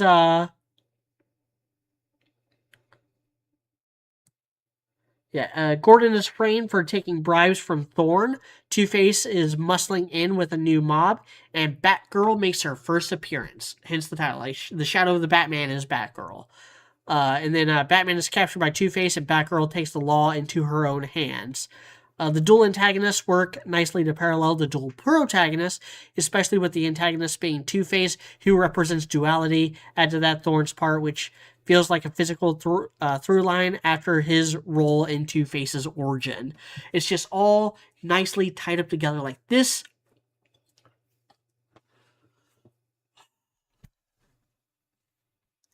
If they were to make or try to make a definitive like Batman animated movie continuity, I would want this to be one of them. Like, I would want this to be the definitive I want this to be the definitive Batgirl origin.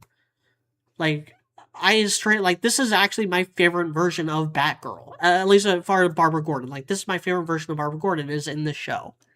Like, I like her more here than I ever did in the comics. Or in the Arkhamverse. Where she's also, like, pretty good. Like, I do like Matter. I did like the Matter of Family DLC for Arkham Knight. But, yeah, like, this is peak Barbara Gordon for me.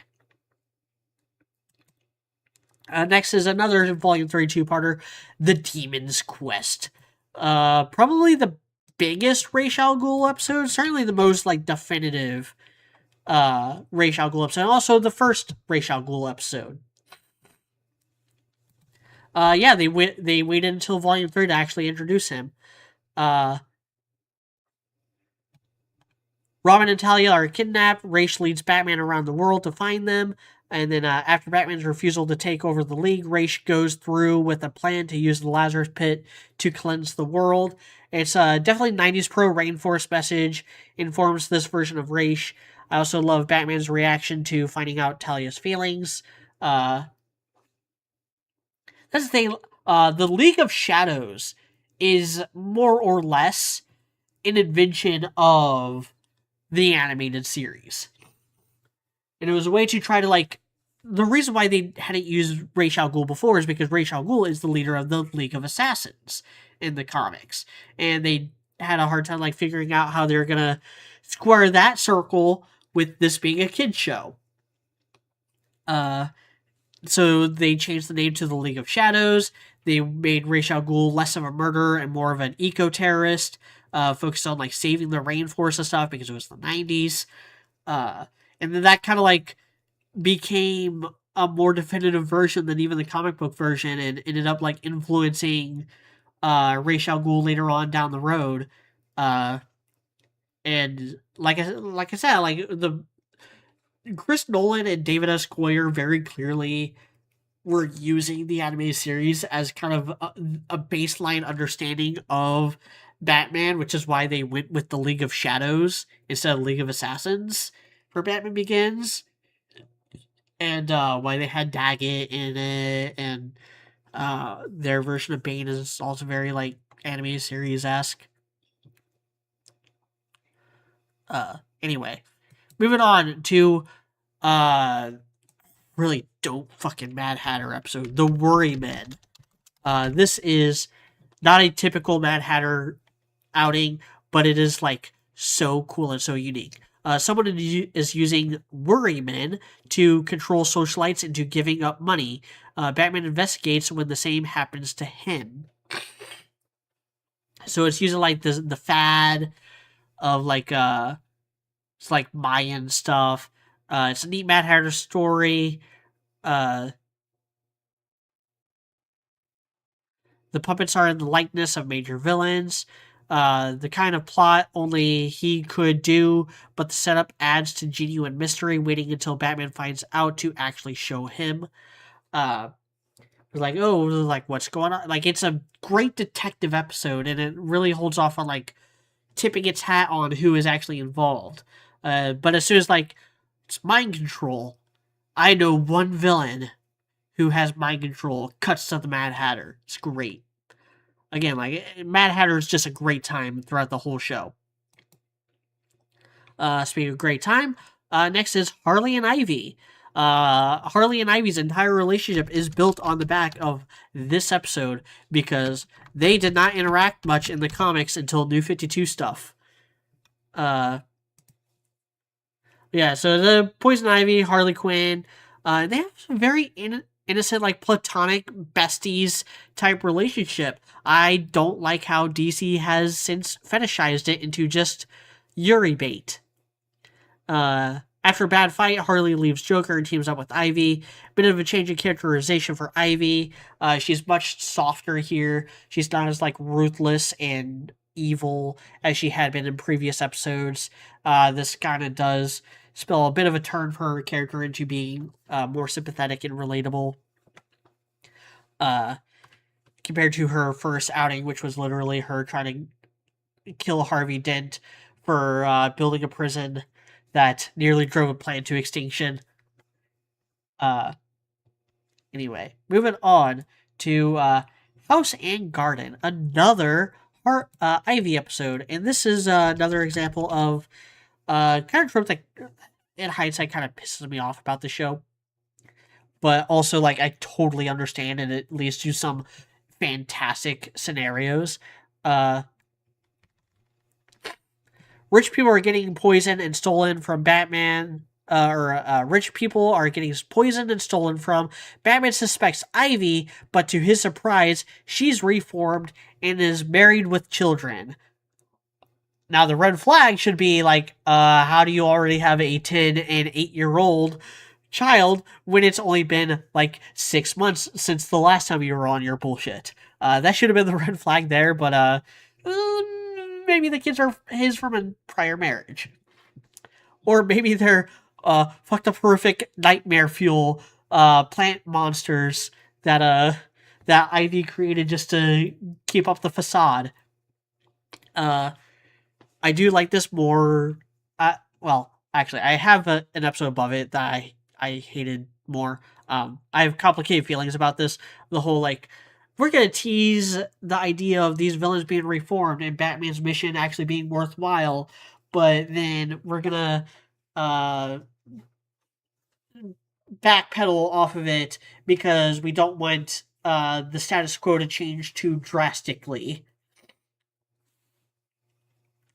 But at least this one, the reform was never sincere. It was all part of Ivy's plot to screw over rich people. Next episode is another Joker episode, Make 'em Laugh. This has, among other characters, Condiment King, Pack Rat, and Mighty Mom. Joker uses Mad Hatter's microchips to turn 3 celebrity judges into cheap villains in order to get a trophy. Joker is so delightfully absurd, only he would ruin 3 lives for a trophy and an empty title. It's so like, again, he's just so petty. He's just, his schemes are just such bullshit. Like, I so just vastly prefer this Joker over the, I'm gonna blow up a bunch of hospitals, Batman! Who cares if I've done this plotline 50,000 times since 2008? Next is Time Out of Joint. This is the Clock King episode I really like because it actually, like, lays more into the sci-fi aspect. It's got some, like, time loop shenanigans.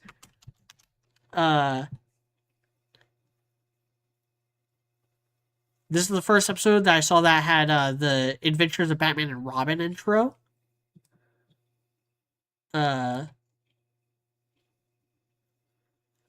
Which was not the new Adventures of Batman and Robin, so it was a very Robin-focused episode. Clock King uses a time manipulation device to exact his revenge. This plot is much more becoming of the Clock King, not to mention it's just overall more interesting, and it just creates a much more interesting hurdle for Batman, where, like, the joke with Clock King before is like, oh, if you just throw one wrench in his operation, he has a mental breakdown. But here's like, you gotta actually, like, solve the mystery here, Batman. You actually have to figure out what to do. Next is Baby Doll. This is a very legendary episode. Featuring an introduction of Baby Doll. Her real name is Mary Dahl, Dahl. It references Death of a Salesman a lot. Baby Doll kidnaps her old co-stars to recreate their old sitcom. It's a great odd little mystery with an interesting foil, but the mystery aspect only lasts about half the episode, and the rest was a chase through a carnival that didn't add a lot, but the real meat and potatoes is Baby Doll herself, who is just such a fucked up tragic figure. I can't believe they did this in a kid's show. Like, it's just so sad. Next is Riddler's Reform, another villain teasing at a reformation, but it's all just part of his circuitous scheme. Riddler has licensed himself to a toy company. Meanwhile, he's back to his old tricks, and Batman has to solve the riddles in his toy commercials to foil his plot. Leave it to Riddler to have an engaging episode. His riddles are more abstract this time around, and his motivation is more psychological. He just wants to beat Batman. He's not out for the money. He's not out for, like, a villainous plot. He just wants to make a puzzle that Batman can't solve in time. And that is peak Riddler. That is what Riddler is all about. It's all about the love of the game, man. There's a reason. The reason why he uses riddles, the reason why he uses death traps, the reason why he uses machines and overly complex, like, mazes and stuff, is because he doesn't want to just win. He wants to win by rules that he made. He wants to win within his own self-imposed time limit. Like, that's what separates him from the Joker or the other major villain, Two-Face. Clue Master. Moving on. Next is Legends of the Dark Knight. A very fun Volume 4 episode that references other periods of Batman's history. We got the Super Friends, Dark Knight Returns, and Joel Schumacher all being referenced here, with Firefly, Joker, and a Mutant Leader being kind of the villains. Excellent ode to 50s, 60s, and 80s Batman and the various interpretations he's gone through. And how, like, Batman's kind of all these things and more. Kind of makes him a convoluted character, honestly. It makes them very easy to adapt because you can literally just do anything and be like, oh, I'm pulling from the comics, and you'd be right. Like, oh, if you have Batman kill people, then you could be like, oh, I'm pulling from the original 1939 and 1940 comics where he used a gun. Have Batman be an absolute clown, like, oh, I'm pulling from the 60s. Batman, a serious house in an unserious world, is pulling from the 70s. Batman is actually suicidal, and Batman is his overly long suicide note, and he doesn't actually give a shit about how his death would affect other people. He just wants to die. And that's Tom King. That's Tom King's interpretation, which is canon. So fuck it, I guess. But yeah, it's a fun episode.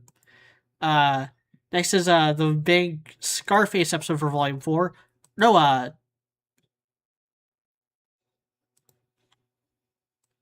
was it Volume 4 or was it Volume 3?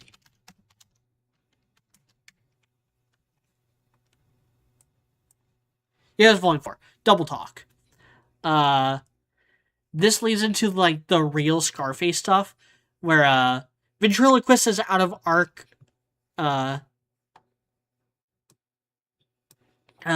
Sorry, had a situation there. A ventriloquist is out of Arkham Asylum and determined to keep Scarface at bay, but his old crew has other plans. I don't like these failed reformed episodes on principle, but this one is way better on account of someone purposely driving him mad.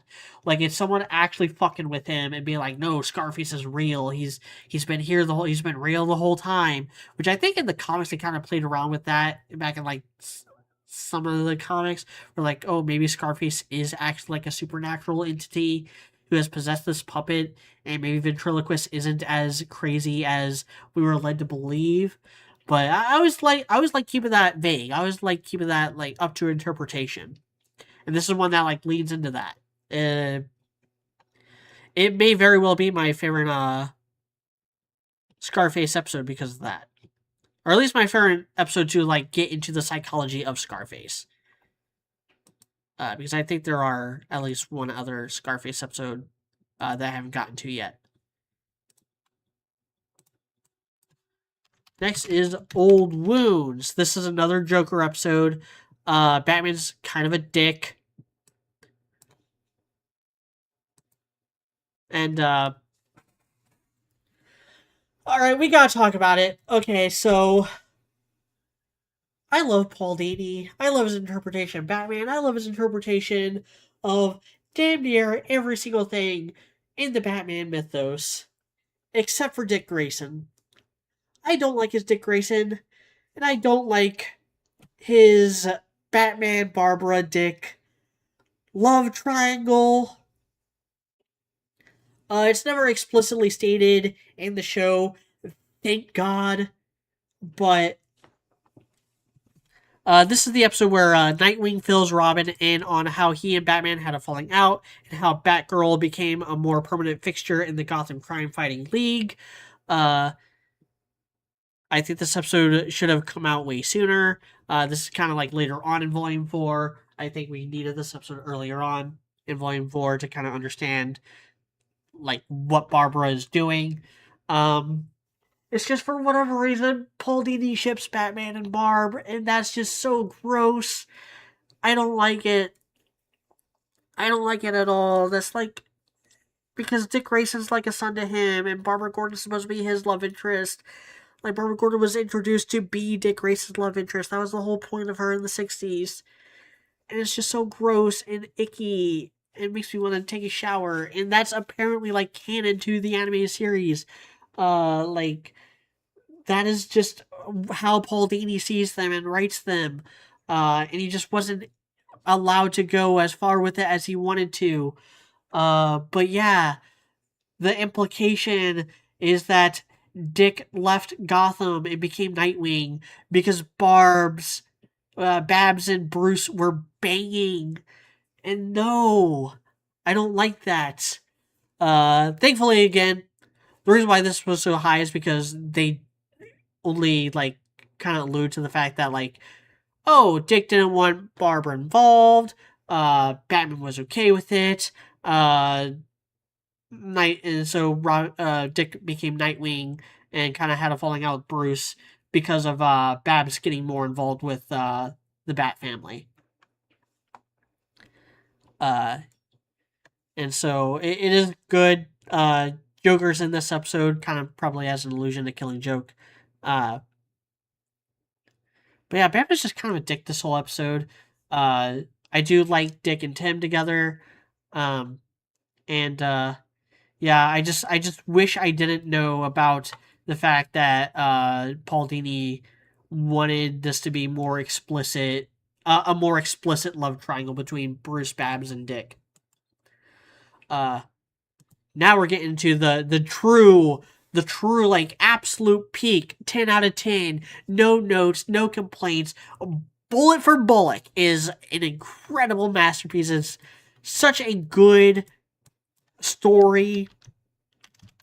Again, this is the episode that shows that sometimes it pays to wear a mask, because the whole plot is that someone puts a hit out on Bullock, and Bullock recruits Batman to help find out who. And it's a guy by the name of Vinny the Shark. This is super moody. It's got a jazz soundtrack. It's super pulpy. Super like noir-esque. It's incredibly good looking. It's nice to see Batman and Bullock work off each other without Gordon getting between them. The twist might be a little too obvious, but who cares? This episode is a masterpiece. I love it. And it's what made me really like Bullock. Next is Trial. The ensemble episode with a bunch of villains. The real villain here is Van Horn, the lawyer. The villains hold a trial convicting Batman of being responsible for their creation. It's got Joker, Two-Face, Poison Ivy, Harley Quinn, Mad Hatter, Scarecrow, Killer Croc, and Scarface. And it's D.A. Van Horn being the one going through an arc. Like, she actually, as she talks more and more with these people, she realizes how they've always been insane, or always had the capacity to be insane, and that Batman is not responsible for creating them.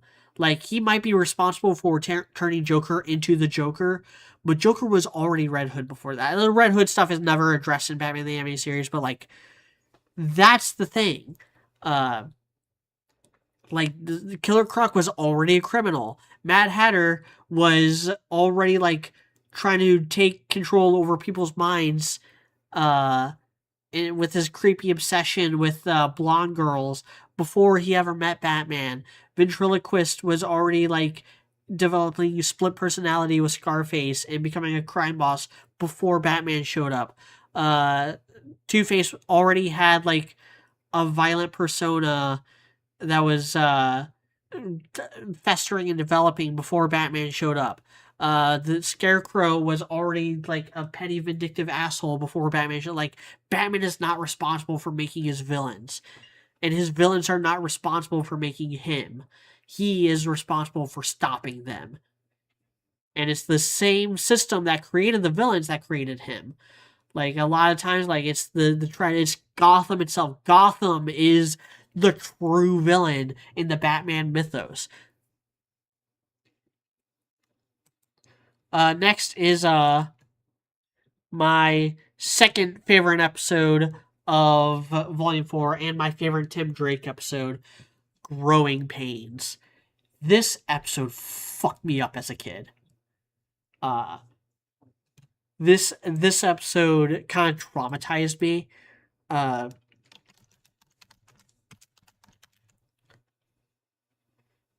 Because sometimes there is no happy ending. Sometimes shit just sucks, even in a kid's show. Robin meets a girl on the run from her powerful father and vows to help her. But it turns out that sometimes things aren't always what they seem. I'm not going to spoil it because it is a twist. But, like, there is a very prominent Batman villain featured in this episode who already had, like, a tragic backstory and was already in many episodes, who is heavily involved in this, and the truth is kind of heartbreaking for both him and all the parties involved. Like, it's no fucking wonder that Tim Drake stops being a hero after all the shit he goes through in this continuity. Like, poor Tim. Like, this is my favorite interpretation of Tim Drake, specifically with this episode. and the stuff he goes through and how much he is just trying to help this kid and how much the world just does not give a shit about your good intentions, because sometimes saving someone puts them in an even worse spot than they were already at.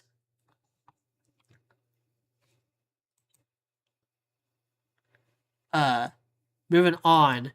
The Laughing Fish, my favorite standalone Joker episode. My favorite Joker episode, that's just a Joker episode. Fun fact, this is lifted straight from the comics. A lot of these episodes are. I think Terrible Trio was. Feet of Clay, I believe, was. There's a lot of episodes in this that are lifted straight from the comics, but this is lifted from one of my favorite Batman comics. So, of course, it's going to be one of my favorite episodes. And it's not just a favorite Batman comic, it's a favorite Batman comic that's written by my favorite Captain America writer, Steve Englehart. The famous writer who wrote the Secret Empire storyline and made like the definitive Captain America run is here, and Joker is just so insane for this. His plan is that Joker infects Gotham's fish to try to get royalties from fish production. He's like, look, I'm trademarking the Joker smile. All these fish have the Joker smile. Therefore, any fish that is sold should net me a profit. It's a definitive Joker story. Certainly a definitive pre-crisis Joker story. It's just so insane and brilliant. It's so crazy it might actually work kind of thing. And like, Joker is so much better. It makes so much more sense when this is the shit he's pulling. Because at this point, like, you can have it be Batman's main antagonist. You can have it be Batman's most popular foe. But doing that and then also having no kill rule doesn't work. Or doing that and then also having him, like, be the one who kills Jason Todd, shoots Barbara Gordon through the spine, blows up hospitals, kills Gordon's wife, tries to slaughter a bunch of children. Like, you don't have that version of Joker with a no-kill rule as fervently as Batman has.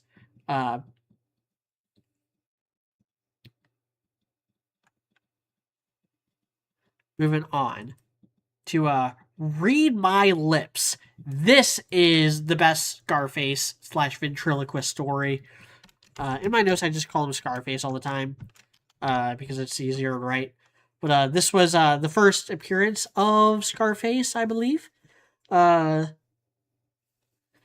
Scarface has been pulling off perfect robberies, and Batman investigates the robberies. Very interesting villain. Even without his gimmick, it'd be a good episode. The gimmick just adds to a lot of depth to the crime story. We get a name drop of Zatari. Rhino is in this. I think this might be the episode. I might be wrong. Where like Rhino ends up being like the smartest henchman in all of Batman. Or maybe that's an episode where he shows up later. But yeah, like Scarface, the ventriloquist, such a great duo. And this is probably like the definitive Scarface story. Next is Sideshow. This is an episode that is very near and dear to my heart because this, I know I am like 99% sure that this is the very first episode of Batman the Animated Series I ever watched. Killer Croc escapes from a prison transport and takes refuge with some circus freaks hiding in the woods. It goes to great depth to humanize Killer Croc in one of the more memorable episodes from my childhood. This is the one where Killer Croc kind of like teases Reform, but it is just all part of his scheme to escape from Batman. And he lies to these circus freaks and be like, I escaped from this circus prison. The Batman, he's like this hound that is chasing me down. He's going to put me in a cage, but I'm a good guy. And it's not until Batman pushes him and Batman keeps like gaining the upper hand and Killer Croc starts showing his true colors that all is truly revealed. But the definitive Killer Croc story for me. Next is I Am the Night. This is a Jazzman. Batman has an existential crisis when his actions get Gordon hurt. It's a more man versus self episode. Jazzman is just a catalyst for Batman's existential crisis, but it does touch on Gordon as a father figure for Batman and reflects that in Robin. So we get like a good Dick Grayson episode in my Batman the Animated Series. I feel like I'm ragging on Dick Grayson too much in this. Moving on. Nothing to Fear. The OG Scarecrow episode. The Scarecrow origin episode. Scarecrow steals from the university that fired him. It plays up Batman's inner psychology. It's the line where it's the first time Kevin Conroy gets to say, I am vengeance. I am the night. I am Batman. But yeah, it's Scarecrow is just such a good instrument to like get into Batman's psychology and tease at his origin without actually like just dwelling on it for too long. The Arkham games do this as well with Arkham Asylum with the Scarecrow missions or Scarecrow segments.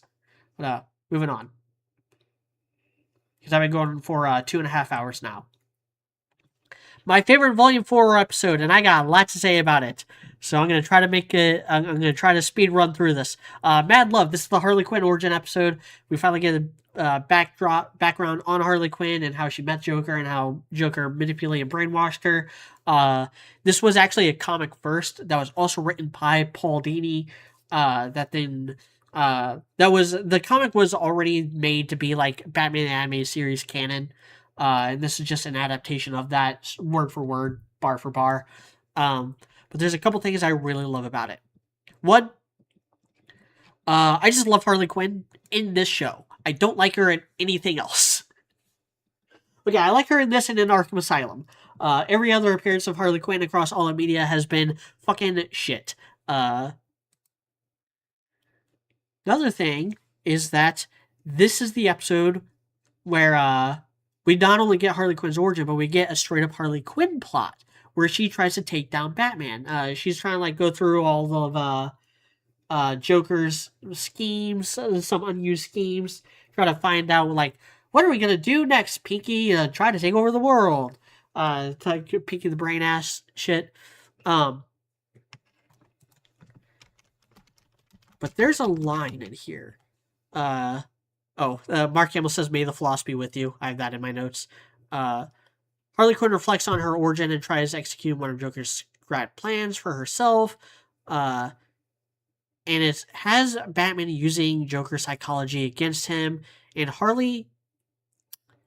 So, now get more into Harley Quinn with because we have two very big Harley episodes coming up. So this is where I'm going to kind of rant about the Joker. The Joker originally was not meant to have this dichotomous, ubiquitous relationship with Batman. He was originally supposed to just be one of the rogues. He was always the most popular. He was always the most, persistent. Like, his comics just sold better, so DC used him a lot more than they did, Two-Face or Penguin. But he was always supposed to just be one of the rogues. And his obsession with Batman was always supposed to be one-sided. Joker's obsessed with making Batman crazy or making Batman kill people. Batman is not obsessed with Joker or should not be obsessed with Joker. Their relationship is so much more entertaining when it's so one-sided.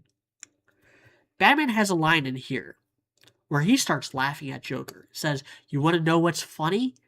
Harley came closer to killing me than you ever did." I love him just rubbing that in Joker's face. Joker is a madman. Joker is a criminal mastermind. He is a genius with a super resilient body and a penchant for causing mayhem. But at the end of the day, he's just a gangster with a gimmick to Batman. And I love that dynamic. I hate how after 1989, every version of Joker is like, he's the only villain that matters. And to the degradation of all the other interesting rogues that Batman has. Batman has one of the most interesting rogues galleries in all of fiction, but everyone is just so fucking obsessed with the Joker. Like, he's not even my favorite Batman villain. And he gets worse and worse the more they try to just oversaturate the market with him. I don't like the Joker movies. I don't like Joaquin Phoenix as Joker. I don't like Jared Leto as the Joker. I don't like that he just keeps getting solo series and antagonistic stuff.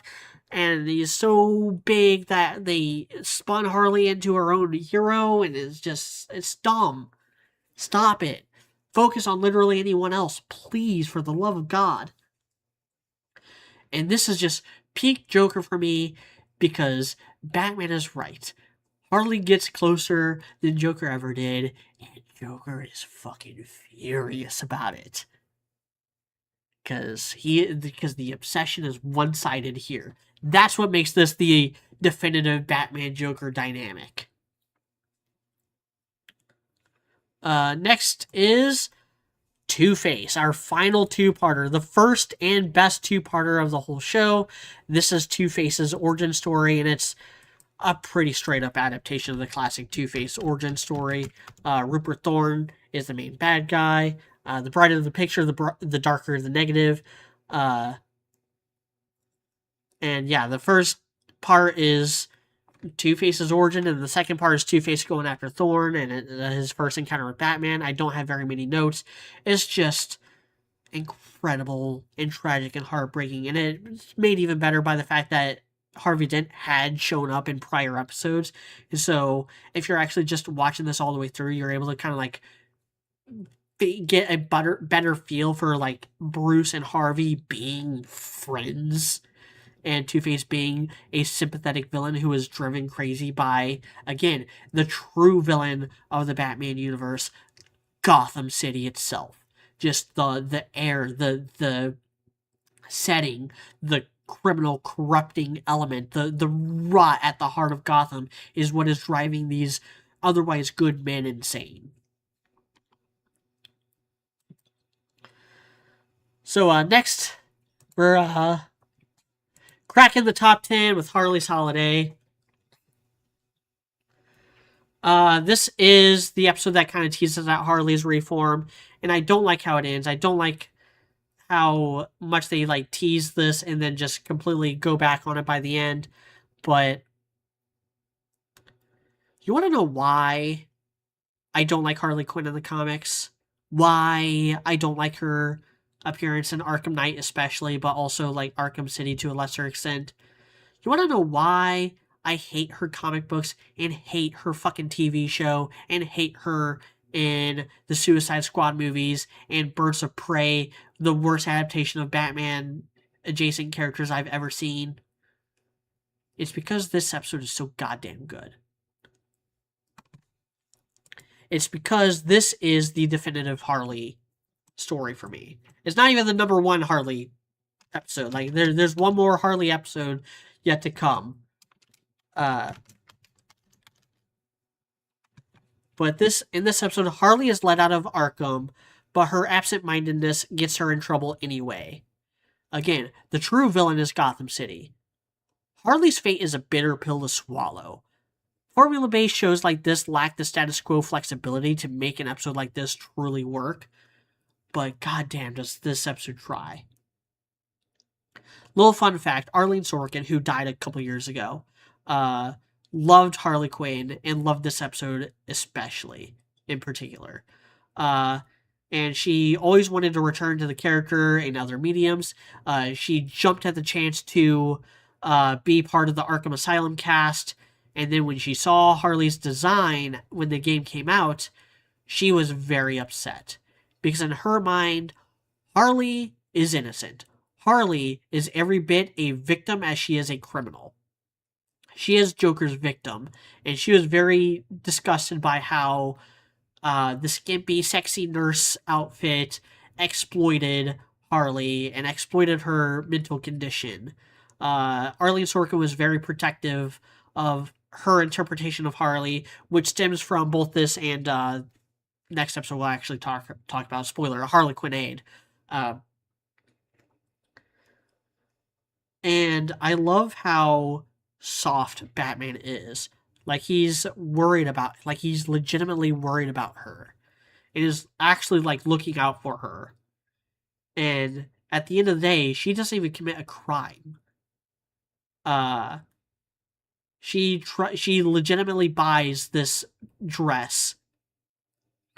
But then the person working at the store doesn't take the tag off. And so she is accused of stealing and is hounded by the police and driven back to the brink of insanity by how shitty Gotham is. And Batman sympathizes with her and buys the dress for her again and gives it to her in prison and is like, I know what it's like to have a bad day. I had a bad day once too. And then Harley responds, nice guys like you don't deserve bad days. Rest in peace, Arlene Sorkin. Your time as Harley will stand the test of time and will remain the most interesting and fleshed out thing that this world, this universe, this show introduced. Your portrayal of this character and your interpretation of this character is more influential than anything else DC has tried to do with the character since then. Rest easy. And on that note, number 9 is Harley Quinn, the Volume 3 Harley episode. The big showcase of like how much of a victim she is. Because this is the episode where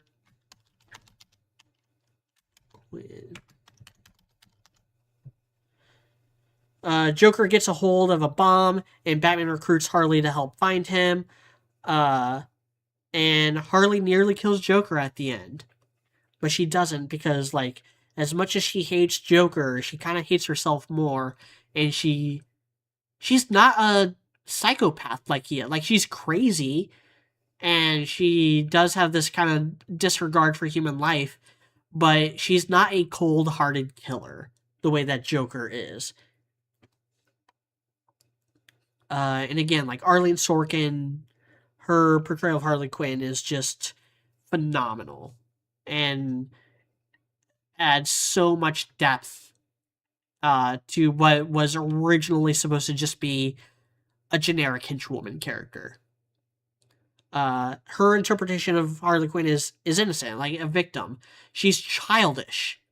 She's in her 20s, but she's supposed to have this, like, child set of a minor or of a child. And yeah, I completely agree. Harley works better at when she is this kind of like innocent tool that Joker uses for his machinations. Next is in the number 8 spot, Second Chance. This is a big Two-Face episode. Two-Face is kidnapped from his hospital room, and it's Two-Face versus Two-Face. Batman never gives up, and neither does Robin. Power of friendship, fake coin, and a double red herring, because it's the big bad Harv that actually orchestrates Harvey Dent's kidnapping, because Two-Face is at war with himself, and Batman is kind of caught in the crossfire, trying to, like, help the better version of Harvey Dent find the light. This is the big, like, kind of Two-Face reform tease, but it always works a lot better with Two-Face because he does just have the split personality, and all the portrayals, like, you got good guy Harv and big bad Harv, and together they are Two-Face. Next is Almost Got Him, in the number 7 spot, probably the funniest episode of the whole show. This is the episode where it's Joker, Two-Face, Poison Ivy, Killer Croc, and I think Penguin. Yeah, and Penguin, and they all share, like, they're all just playing cards together. They're all involved in this, like, racketeering business or this uh, gambling racket or something. And it's 5 of Batman's deadliest rogues share stories over a game of cards, and they're all trying to like see who came the closest to killing Batman. And I love the twist at the end where like turns out Killer Croc is actually Batman in disguise. But when Killer Croc joins the conversation, he's like, "Oh, no, you idiots! I'm the one who came the closest to killing Batman." So there he was in a quarry. I was trying to hunt me down, but then I got the drop on him, and then I threw a rock at him. It was a big rock. And I like to think that Batman was telling the truth there. That, like, no, out of the 5 people here, Killer Croc is the one that, like, no, out of the 5 people here, Killer Croc really is the one who came the closest to killing me because he threw a really fucking big rock at my head once. Everyone else tried to come up with convoluted death traps and schemes that were very easy for me to get out of and escape with my training and my skill set. But like, no amount of training or skill set can save you from having your head crushed by a really big rock. But on that note, a very similar episode from Volume 2. The Man Who Killed Batman. Because Batman is so competent, because he's had so much training and is so uber talented in everything he ever sets his mind to, the only way you could actually feasibly kill the man is if you just get fucking lucky. And of course, if you're in Gotham and you kill the Batman, you are actually very unlucky because Sidney Dupree accidentally kills Batman, earning his way to the big leagues and into Joker's crosshairs. I almost feel bad for the Joker in this episode. Oh, this is the one where Harley Quinn like plays the kazoo, and it's also the first appearance of his hyenas. Sid was a victim of luck and circumstances, and for a while people thought Batman was dead. Joker's reaction is some of the best voice work Hamill has done for the series. And it turns out that Batman was actually just fucking with the Joker the whole time. I love it. I love how much of a troll he is. Next is Heart of Ice. This is the Emmy Award-winning episode. This is a lot of people's number 1. This is the big Mr. Freeze episode. Big Mr. Freeze origin episode. Francis Boyle screwed over Mr. Freeze, and Mr. Freeze is out for revenge. We've seen this adapted several other times. It's the definitive Mr. Freeze origin story because it is what invented the post-crisis Mr. Freeze origin story that was later canonized in the comics. But it all started here. This episode also bankrupted a bunch of companies that worked on it. But it was all worth it because it's a masterpiece. You don't need my word for it. Moving on to my favorite Riddler episode, If You're So Smart, Why Aren't You Rich? Another good showcase for Dick Grayson Robin. I know I kind of gave him some shit earlier on, but this is kind of peak Robin for me, as well as peak Riddler. The Key of C has no sharps. Riddler kidnaps the businessman who cheated him out of his creation, and Batman must solve a series of riddles in order to find and save him. Riddler introduces a lot of intriguing brain teasers, and Robin plays a good hand in solving them, since he's the more hip and savvy of the dynamic duo, an excellent outing for Gotham's cleverest caper. Next is Dreams in Darkness, aka the Arkham Asylum rough draft. Scarecrow episode, the best Scarecrow episode. Scarecrow plans on poisoning Gotham and manages to infect Batman, and Batman is then locked in Arkham Asylum. Batman is dealing with his insanity, and all the visual metaphors make this the definitive Scarecrow story. Like, this more than his origin is just, this is what Scarecrow is all about, baby. Then number 2, Beware the Grey Ghost. So this is another one that's pretty legendary. It's a lot of people's favorite episode. The villain is the Mad Bomber, who I believe is voiced by either Paul Dini or Bruce Timm. Is one of the two showrunners actually voices the villain. He's actually just a huge fanboy. Batman partners with the actor that played TV's Grey Ghost to stop a series of bombings, eerily similar to an episode from the show.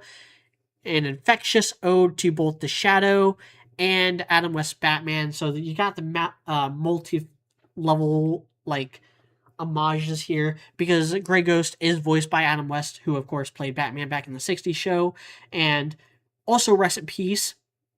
Adam West lived long enough to see his show go from like beloved staple of primetime television to laughingstock of the comic market to a bunch of shitty in jokes amongst people in the entertainment industry to beloved cult classic to actual honest to god staple of syndicated television with a massive fan base. Like he was able to live long enough to see it come full circle and for all of it to be worth it. This is paying homage to that while also paying homage to The Shadow, the pulp radio novel icon who Batman plagiarized in some of his earliest adventures back in the 30s and 40s. So you got both of those things going for it. And it's also just like one of the most hopeful episodes of the show because the actor he's down on his luck. He's having to pawn off all of his merch in order to make ends meet. No one wants to hire him. And then Batman comes and helps him. It shows that like he was Batman's greatest inspiration. It makes me want to kind of cry just thinking about it. That he was Batman's greatest inspiration and that it was all worth it. That Grey Ghost had, despite just being a TV character, had real world impact and helped make the world a better, safer place. Helped make Gotham a better, safer place. And then Bruce buys all of his merch back and gives it to him, and then uses his influence to like basically revitalize interest in the show by releasing like all the Lost episodes and putting it back on television and just saving the day. But my number one favorite episode is Perchance to Dream, and it's a Mad Hatter episode. I feel like that might be a spoiler because it is not revealed until the very end, but like, come on, it's got to be either Mad Hatter or Scarecrow. Considering the premise. Bruce Wayne wakes up only to find that he was never Batman. It's reality versus fantasy, with Bruce questioning reality, questioning his good fortune and trying to fill in the blanks, only to find out that, yes, this is all just a farce, and that at the end of the day, it's just Mad Hatter trying to give Batman whatever he wants, give him the life he's always wanted to live, just so that he would stay out of Mad Hatter's way. But that's it for today. I've been going for, 2.5 hours? It's kind of hard to tell because I had to stop halfway through. No, I've been going for almost 3 hours. So yeah, that's going to do it. Join me next time when I talk more about anime. I'm not going to have a big special like this again for at least until like the week of... Well, it's going to actually only be like... Nope. Next week is the Valentine's Day live show. So we're going to talk about ships and stuff. Thank you all for watching. What's your favorite Batman anime series episodes? Let me know in the comments.